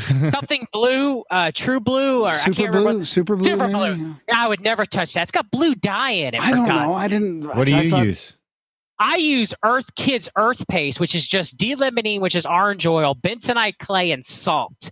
That's all it is. Sounds terrible. Actually, it tastes very good. It tastes like lemon. I'd be interested. And you should, I wonder if you can get that around here, because we use the Tom's is about the best we've found. Yeah, but Tom's has been bought out now by the big corp. Yes, it has. And it's got sodium lauryl sulfate in there. So no, you want to order your toothpaste on the internet. Dirt makes a good toothpaste, a good bentonite clay toothpaste. My Magic Mud is another good one. There's different good. You're going to have to send us a list of recommendations of these things so that we can put it in the show notes. I was getting ready to go there. On the website, we have a recommended supplements page. I know toothpaste is on there, and we're also getting ready to come out with a Fix Your Gut supplement guide. Oh, nice. For men and women, it's going to be a PDF that has all of the supplements that we say are like the core supplements that you just, like magnesium, that you just can't get. And then it starts with best brand. This is the most expensive usually, but the highest quality, all the way down to good enough. That's usually the cheaper stuff for everybody on the budget. Is it Colgate? That's fantastic. That's great. Yeah. Colgate's not on the list. I'm assuming. Tom started adding fluoride back in. Now you have to be careful. You can't just buy the Toms. I know. You have to read the thing to my make wife sure it's and kids use free. the fluoride free, and I use the fluoridated one. Because I know I'm better at getting it out of my mouth. I know, and honestly, it's just like I don't have the greatest teeth. I just I don't want to fuck. But they're using sodium. But they're using sodium fluoride in it. Isn't that Darren, if you got natural fluoride from tea, maybe it would help a little bit. And that's the problem when you get over fluoridosis. When you get too much fluoride, it actually makes the teeth weaker over time, and it can actually make holes in the teeth. So when kids are freaking drinking fluoride water, getting fluoride at school through mouthwashes and using fluoride mouthwash at home and brushing their teeth with fluoride, that's why people get cavities, because they use too much fluoride. Now, granted, I don't believe in any fluoride ingestion unless you drink tea for natural ingestion of fluoride. But that being said, I mean, in Europe, they use xylitol. They don't use fluoride. And there's tons of studies of xylitol working better, reducing dysbiotic bacteria, which is the main cause of cavities in the mouth. I mean, our Earth Paste also has xylitol in there. I forgot that. But yeah, xylitol works very well. And that's what they use in Europe. They don't use fluoride mainly. I bought a little bit of a clay thing. It's essential oils and stuff, and you put a little dab on your toothbrush and you do it. Yep. It's pretty expensive for this tiny little thing. You put a little bit on, and well, Jewel in the chat room is saying that you can make your own with baking soda, coconut oil, an essential oil, and a capsule of activated charcoal. That is true. I will say that baking soda is a little bit too harsh on the oral microbiome, though. It's a little bit too alkaline. So you would just add a real little bit. But yeah, you could do it that way. A cap of activated charcoal, a drop of cinnamon oil, or a drop of orange oil, or a drop of peppermint oil, a cap of activated charcoal, or maybe a little bit of bentonite clay, or just or coconut oil. All that, you could make your homemade toothpaste yourself. It would be way better than anything you can buy in the store, for sure. And you should be pulling as well? Yes, I do oil pulling every day. And most people, it depends on the type of oil they use, but the recommended oils are sesame oil, extra virgin olive oil, and coconut oil. Do you have to do it for as long as they say, like 10, 15 minutes? 20 to 30 minutes. When you spit it out, it's got to be white. And Can also, you if you eat want it? to... Huh? Can you eat it No, after? that's No, because you're going to swallow the bacterial. Oh, because I heard the bacterial. I heard the thing that if you're like hungry in a pinch, you could just like take a shot of olive oil and that'll like. Oh, that's fine, but not after you've been swishing it around your mouth, fucking No. checking all your Okay. toxins out. So I can't just like take it in my mouth, head off to work, and like drink it when I get to. No, because you get all the bacterial toxins. Okay, so a lot of people say it pulls. Okay, that's one myth I want to talk about. They say it pulls toxins out of the bloodstream. There's no scientific basis on that. But what there is it does reduce bacterial biofilm and dysbiotic bacteria in the mouth, and that would make you healthy, because we do know that leaky mouth, when the gums get leaky or the barrier of the gums get leaky, they open up and you start getting these oral infections. It has been strongly correlated with heart disease and strokes and cerebral vascular issues. So you want to make sure you take care of your mouth. Digestion starts in your mouth, people. Wow. It starts there. And then You're not going to make me chew 25 times, are you? Yes, it's best for digestion. It's hard. I mean, trust me. I grew up in high school when I had to eat like I was a prisoner and had to scarf down your food in 5 to 10 minutes. So I'm bad at that too. I'll admit sometimes I eat fast and my wife and my grandfather yell at me. And they know that's one of my causes of my gut issues. But yes, chewing your food. Remember, human beings don't really digest carbohydrates very well. Complex carbohydrates, so let's say. Simple carbohydrates, we can. We require our microbiome and a little bit of amylase that we make from our saliva and our pancreas to digest complex carbohydrates. So you want to make sure if you're eating complex carbohydrates that you want to chew your food very well to get that little bit of amylase mixed in with saliva to help digest it. Oh, that's interesting. So it's not just the size of the food, it's getting that proper mixture in there too. God, it's so hard though. It's like waiting for the conditioner I to know, work. it's hard. You got to be actually mindful when you eat. Or like, especially like now when it's like getting around to like not fucking freezing cold in the morning and you don't want to wait to warm up anymore, but it's like you should still wait a minute or two. Like that's a long minute. I think there's an old Seinfeld bit on that. Yeah, maybe. What about other ways to detox? Like I tried this cyto detox, which is a heavy metal detox. And then also we had a guy on talking about leaky gut, and I don't know how that plays into what you guys have done with Fix Your Gut, but he suggested like burning it out with garlic and then replenishing it with rice for quite a while. It really depends on the person. The heavy metal detoxes, they should only be used. So my guru of heavy metal detoxification was a man named Andrew Hall Cutler. And I believe in the Cutler protocol that if you have mercury amalgams in, because you mentioned amalgams earlier, Graham, and you're very high in mercury, you shouldn't really use a lot of mercury chelators or using like EDTA or anything like that, because you can redistribute the mercury into your brain or into different organs, and you don't really want to do that. So I do believe in heavy metal detoxification. I just think that, first of all, if you have any amalgams, you got to get them out. You got to get them out before you can detox. And then eventually you follow the Cutler protocol later of using DMSA or DMPS and alpha lipoic acid, ALA. Use that to detoxify the mercury out of your body through different rounds of chelation. If you have any what, sorry? Mercury amalgams, silver amalgams. I've got like fucking old silver fillings like still. mercury fillings? Yeah. I got those for sure. So he's saying before I do, like I did that little cyto detox, which is supposed to extract the heavy metals and actually expel it, not like some of the natural ones that just like leave the shit in your body. But you got to get the fillings taken out. Yeah. And I actually felt it in my teeth a little bit. So can I just pull the stuff out of the fillings? I am a fan. If you really want to try hard enough, you can get a good pair of pliers and yank it out if you want to. But no, I mean with coconut oil. What the fuck? I don't want to pull it out with pliers. The coconut's not going to get rid of the fucking heavy metals. please. Now, the cytodetox uses DMSA, which Cutler talks about, which I recommend as a chelator. Okay, yeah. But it should not be done with amalgams in your mouth. That's the only thing. Because that's a fortune to go get those things taken out. I think, isn't it's a lot of money. Yeah. It is, but it's worth it. And they should be replaced with ceramic fillings, not bisphenol A plastic fillings, which will start causing issues with testosterone production in men. Jesus, there's so many fucking things to watch out for. It's like a full-time job watching out for this shit. That's why I'm glad I know John. It takes me so much time. How am I going to get these fillings out, man? This isn't. I don't think this is an option. How many do you got? I don't know. You want to count them? I can't see them. There's got to be like 6, 7, at least. I would monitor your mercury using a hair test and see what level it is. I would avoid the ingestion of cilantro in heavy doses. And I wouldn't use chlorella, which is an algae, supplemental chlorella. I would avoid that too. I use, I take like Reactin a lot.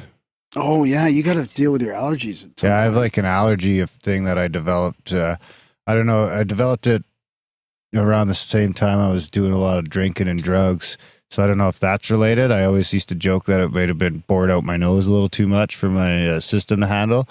But it could also be, I've heard that a bunch of different reasons for later life allergies. But for me, it was probably, I didn't start having to take those pills until I was probably around 26 or 27 at least. Well, let's talk about second generation antihistamines like Reactin, which is also known as Zyrtec. My biggest problem for you now, Darren, and hopefully cross our fingers and hopefully good vibes that you're not one of the lucky people that have this issue. There's something called a histamine rebound effect that happens with long-term antihistamine use, especially second generation antihistamines. When a person tries to get off of Zyrtec, for example, which you would know it as Reactin, you would actually start having worse allergy symptoms than you did previously taking the medication, almost to the point where some people were getting severe hives and anaphylactic shock from withdrawing off of it beforehand. It's actually a known medical condition that's in medical literature from it. So when we get you off of that, we're gonna have to do some things. I have to monitor you there, Darren. Oh fuck. Well, maybe I'll have to sidle up with my wife and start doing some chats with you because she's definitely happy with it so far. Yeah, I mean, I myself had allergies. I don't anymore because my immune system flipped when I got H. pylori. I went from having histamine to not having enough to being in a state of inflammation. I flipped, and I can tell you that both suck. But I mean, for the amalgams, how you get them out, sadly, it's going to take a lot of money. And to do properly, I mean, they got to have a special dam. They got to do something called the SMART protocol, SMART. The dentist has to protect themselves. They got to pretty much be wearing like shielding to protect themselves from mercury vapors and it's just activated charcoal. It's what's ridiculous. Protecting me? Yeah, nothing. That's the problem. It's just fucking leaching into your system. I mean, it's unbelievable. Yeah, and it's 100% safe. The AMA and the Dental Association, they all say it's 100% safe. Doesn't cause any problem. Suicide rate? But it's 100% safe unless they take it out. Then you need a suit, full blown fucking suit. Yeah. Oh, it's just unbelievable. What are they, like $1,000 a pop? No, it depends on where you get them done. No, there's a guy in Calgary that does it, or like he's a holistic dentist. Biological dentist. Yeah, and he does it. I'll hook you up. Maybe we could do like one a year or something. I know it's best to go in and get them all done right away. No, that's not. I fucking hate dentists, man. But leaky gut does play a role into all of this, and mercury does cause leaky gut. Over time, if it gets into the digestive tract, and it can start causing, leaky gut leads to leaky brain. Once the gut junctions start opening up, which all of us have a certain amount of leaky gut in our modern world. It's almost impossible not to have it. It's just a degree that you have it. It's what matters. And if it starts opening up that blood-brain barrier too as well, you start getting brain fog, fatigue, cognitive issues, which, brain fog. You start getting all these symptoms and stuff like that, and your health just starts suffering over a time period. So our gut junctions are supposed to, like our blood-brain barrier, are only supposed to let in certain things like nutrients. They're only supposed to open and close. For example, they might open up when you have diarrhea to let more water out to flush out the system, or they're supposed to close to keep certain things out. Like you wouldn't want mercury to get into the bloodstream and stuff like that. But all these issues that, if there are toxin exposure or toxin load or modern diets, all these problems that we have to deal with, they're probably a little bit open for most people. And it's vitamin D in sunlight helps to close them junctions. So that's one thing that people can do to help fix their health, is it does been proven to help close those junctions back up.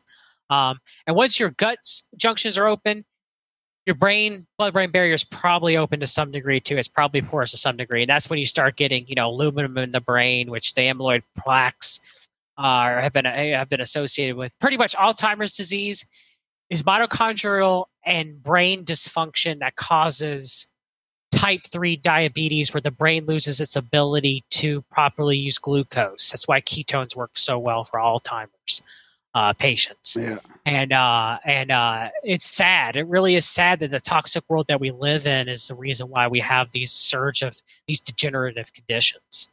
Wow. Geez. Okay. What's after the fillings, or is it let's just skip the fillings for now. I don't even want to think about that. Let's go to the next thing down the list after we get the fillings out, or maybe they're not out. Maybe the fillings are still there. That people could just do for their average health, or for what? Yeah, the things to cut out other than my teeth. And the food that he talked about already, like the pot, like cutting out all that. Yeah. Is there anything like what about large amounts of sugar would probably be beneficial. I mean, GMOs would probably be, genetically modified, well, not genetically modified organisms, but genetically modified food, should I say, GMO produced food. Is that label still trustworthy, the GMO free one, do you think? Hopefully. Talk about grounding, John. That's a hopeful one. Grounding is something people can do. I didn't even think about that, Titus. I love it. Grounding with the Schumann resonance of the earth to try to heal your body, just going outside and just sticking your feet in the dirt, in the soul, and just being barefoot is something someone easily can do, as long as it's not too cold, to improve their health and to reset their. I mean, there's no, even when it's cold, it's okay, isn't it? I mean, just breathe through. I mean, look at the fucking Iceman. Harder. Yeah, it's harder, but I mean, should still be okay. I mean, I think aren't we supposed to get some real extreme heat and cold too? I mean, isn't that a part of this whole thing? I mean, having your body tested through like the steam rooms or the ice baths and all that. Unless a person has severe mitochondrial dysfunction or heart issues, yes. Right. Yeah. Cold thermogenesis and sweating through steam are both very important. Yeah. But yeah, grounding is something, to the Schumann resonance. I'm pretty sure I've heard people talking about it, both guests you've had on this show and guests on other show, of how important it is to, and also we're electrochemical beings. We have to discharge this electricity that we're exposed to in our modern world. And one of the easiest ways to doing that is through grounding. I mean, we even know that grounding helps to properly align heart rate variability and heart rhythm, and helps to reduce it and make heart variability more in sync. Wow. They've done studies on that. I mean, it's pretty paramount that grounding is one of the cheapest things people can do to improve their health. I ground a couple of days times myself. And actually, Titus, he always tells this anecdotal study of when I'm not manic and, going crazy with all this knowledge I have in my head, the most calm he ever hears me is when I'm grounding and I'm in the sun. Yeah. That's when my brain can take a breather. I mean, we'll be on the phone and John will be just connecting things. I mean, I'll be like, hey, you're outside, aren't you? And you're grounding and getting sun. He's like, how'd you know? And that'll be what he's doing. And you can really tell. And another thing about grounding that a lot of people don't know is you can stand barefoot on concrete if you've got it, if it's too cold. It's not as good, but it's still a big help. Can it be laminate? No. No, it has to be concrete. I don't think I could crawl under the stairs. There's some concrete there, because that's the problem here. Is we've got a foot and a half of snow half the year. Or you can make a grounding mat. Some people, the problem with grounding mats is they can attract EMF radiation directly to them. So, like if you live in an apartment, that's probably not a good idea. But I mean, if you lived in your house and you turn off your router and turn off your cell phone and stand on a grounding mat, it could be beneficial. Or you can ground your bed. There's ways that they stick poles in the earth and have a wire running to their bed. I mean, there's many different ways. You can get a magnetico that would help correct grounding through magnetic, so like a magnetic mattress pad that you sleep on. I know Jack Cruz is a big fan of it. I wish I could afford a magnetico. They're excellent. It's excellent things. But yeah, I mean, grounding is something that people can easily do to improve their health. It doesn't cost them anything. It just takes time. Oh, so you could just pound something into the ground and just like hold it in your hand? You would usually run a wire up to the house or something. Yeah, you must have grounding rod. Yeah, grounding. Most people do a grounding rod to a wire. Yes. And grounding rods are cheap. You can get a big one for like $30. Put it in the ground, run a wire to it. But your house should be grounded. But if it's not, you could even do that. We did that for my sister because my parents' house isn't grounded. Yeah, I would assume our house is grounded, but I just mean because could you just hold that wire? Does that count as grounding for in the winter when I can't go outside and stand barefoot? It would work good enough. Yes, it would be optimal, but yes, it would do good enough. Okay. But they make cheap bracelets. You remember the bracelets that you had to wear for computers so you wouldn't get static? They make the same type of bracelets that you put on that hooks into that wire that goes into your ground, and you're grounded with that. Oh, yeah, wow. Like $15. So you could do it while you're sleeping. Yes, and hopefully none of your neighbors come and fuck with you and hook up a couple a car battery to it or something. Let me know when you start, Grab. So you guys mentioned toxoplasmosis a couple times, and I found that I was thinking one day we wanted to do a show on it. We were learning about it, and it's a fascinating thing that people don't even realize how this can play a part in everybody's life. And then I thought there was some studies about negative Rh negative blood types in toxo. Have you heard about any of that? Yeah, of them being resistant to toxoplasmosis, Toxoplasma gondii. It's same as a lot of Rh negative people being resistant to, especially O negative, being resistant to HIV and AIDS, which is caused by a combination of the retrovirus HIV, and it requires usually through the literature that we have the parasite known as Entablibula hislica to make it active to actually act to cause AIDS. So yeah, I mean, toxic plasma gondii, we know it's multiple causes. We know it's schizophrenia for years. Women have a natural defense to toxic plasma gondii, even though they can't get it because of them needing to have a defense against it because of babies in the womb. Because babies in the womb can become infected with T. gondii. That's why you don't have your pregnant woman chase a cowpox. Yeah.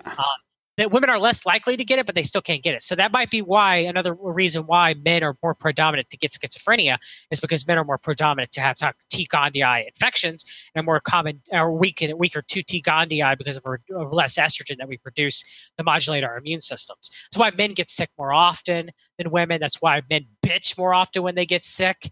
Actually, men have a higher tolerance to pain. But men also have weaker immune systems. We get sick more often and we have more inflammation when we get sick. So that's why we bitch when we get the flu. And women are all like, oh, why you're the flu? Why are you on the couch? When they get sick, they trot through it. And pain's a little bit vice versa. Men actually have a higher tolerance to pain due to testosterone. I know it's a myth where they say, women giving birth is the most painful. Well, actually, pain really can't be measured. It can't be quantified in that regard. So some people would actually argue that a man passing a kidney stone through a urethra could be just as painful, or a ruptured appendix could be just as painful too. But when we talk about T. gondii, like I said, schizophrenia has been implicated in that through research for the past 20 or 30 years. Actually, mainstream research and mainstream medicine is actually now looking at as being one of the primary causes of schizophrenia is T. gondii. It's also a cause of rage disorders.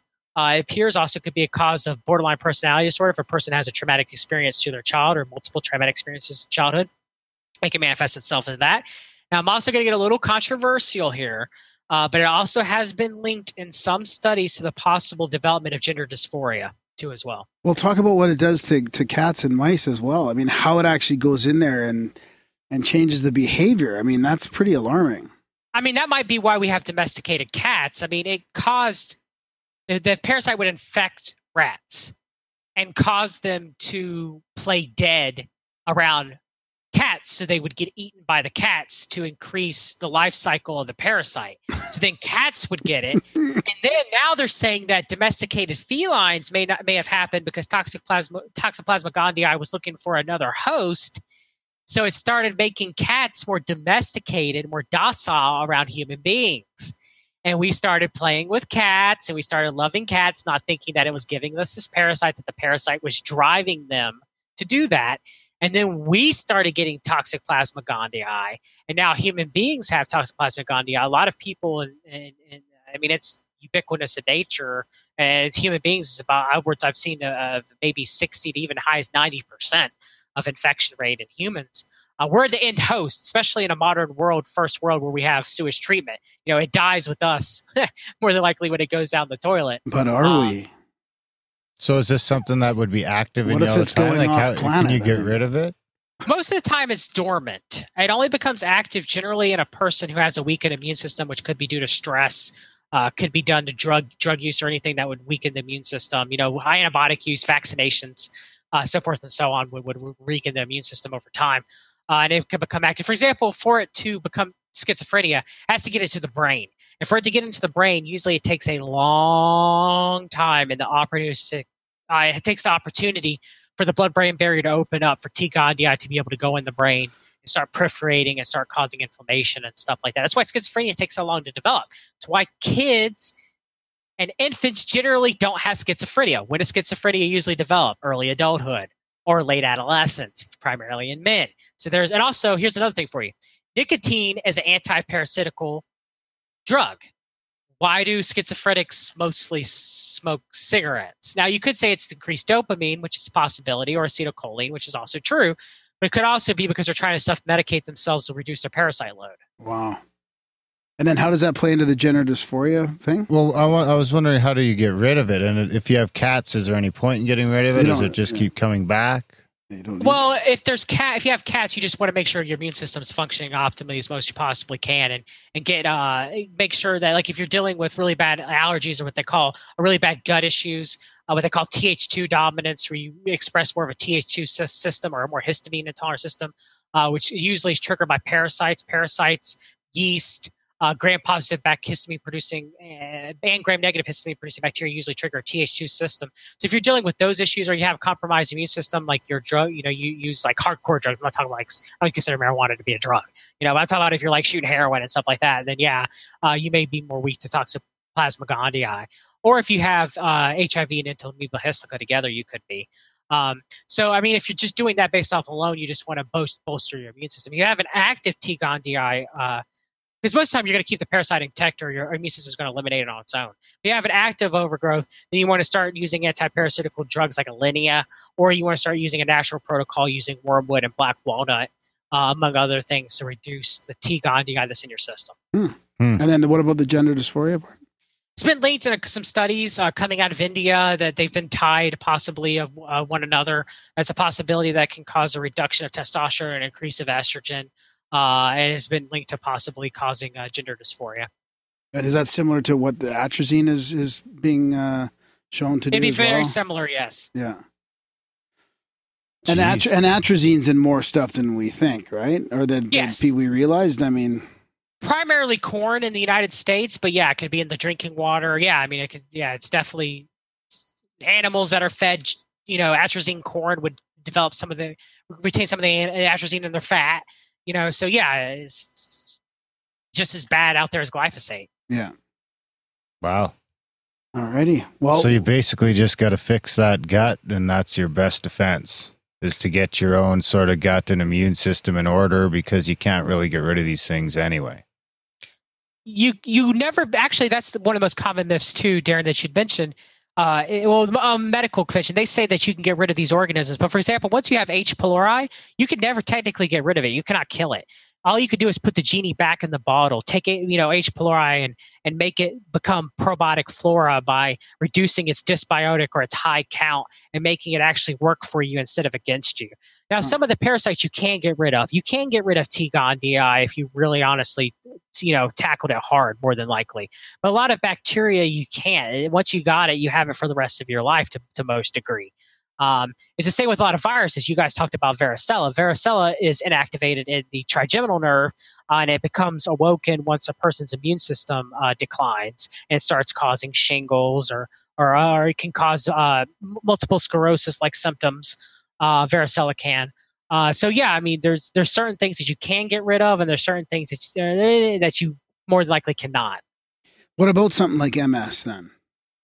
Well, I believe that multiple sclerosis is caused by H. pylori, more than likely. That's what the studies show. Yeah. But it could also be triggered by varicella reactivation too, as well. Could trigger MS in combination with any gram-negative bacteria like H. pylori. And then what about like sort of putting that genie back in the bottle with something like that? I had a friend of mine, his significant other had MS-like symptoms, so I got her on a regimen to tackle H. pylori and boost her immune system by getting sun and by reducing arginine in the diet and increasing lysine, which would help with varicella. And she improved. She hasn't had a relapse since then. She's been in remission. So yeah, it can be done. I think I'm going to get my girlfriend in touch with you guys and go through the coaching thing and stuff and see what we can do to help.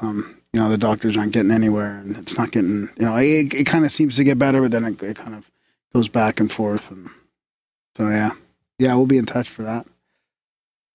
Okay. Well, I think we'll wrap it up there. And then, I'm not going to hang up on you guys. Normally I'd hang up, but I think we'll just do a quick outro here. No, we'll do it later on. Okay. Sounds good. So we'll take a quick break. Okay. And, let's take 5:10. And we'll be back on the stream with the second episode. Does that sound good, guys? Sound good. Sounds perfect. Right. Thanks, guys. Thanks. I'm walking gingerly through the rat race. Take a look at the big old smile on my face. Kicking around down by the pool of narcissists. The people are many, they preen themselves, oh how they navel gaze. Somewhere over that hill, the gloomy skies cease to exist. I'm climbing that hill, I pass by and pity the poor Sisyphus. I go into hyperdrive, turn into a beam of light. I'm strolling down a static electric avenue. The people are predictable, they say, good morning, how do you do? When out of nowhere, a randomly pure angel in the crosswalk bumps into me. And in doing so, knocks all the evil and all the wind out of me. And it's black as tar, ugly as ever, and of no apology. This angelic mama sings heavenly of the truest theology. Together we're a seraphim dream, forever young with no chronology. 1,000 years from now we'll be written into ancient mythology. We go into hyperdrive, turn into a beam of light. Can you tell me about the view up there? It's sparkling remarkably, the air is crystal clear. Well, please won't you tell me what it takes to transcend this place? A little bit of heart and a whole lot of soul. Take a look at the big old smile on my face as my angel says, dance with me and your life will never, ever, ever be dull. I go into hyperdrive, turn into a beam of light. Turn into a beam of light. Turn into a beam of light. Turn into a beam of light. Turn into a beam of light. Turn into a beam of light. Turn into a beam of light. Turn into a beam of light.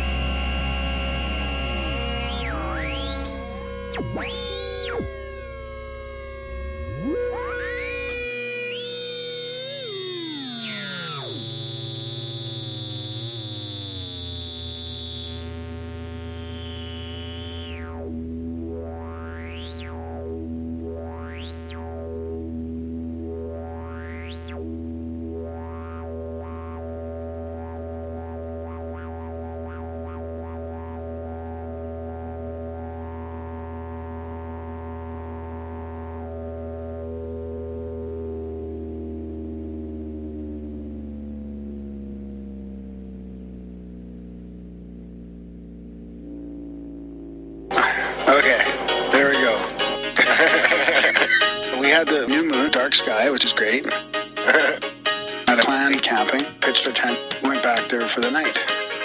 Crystal clear. Darkest night. Decided to read that meditation, did the singing bowl, and that shit starts happening. Pow, pow, pow. We started seeing flash bulbs. Streakers coming down. Graham Dunlop is the he said star. Graham Dunlop is the he said star. Blubbity, blubbity, blah.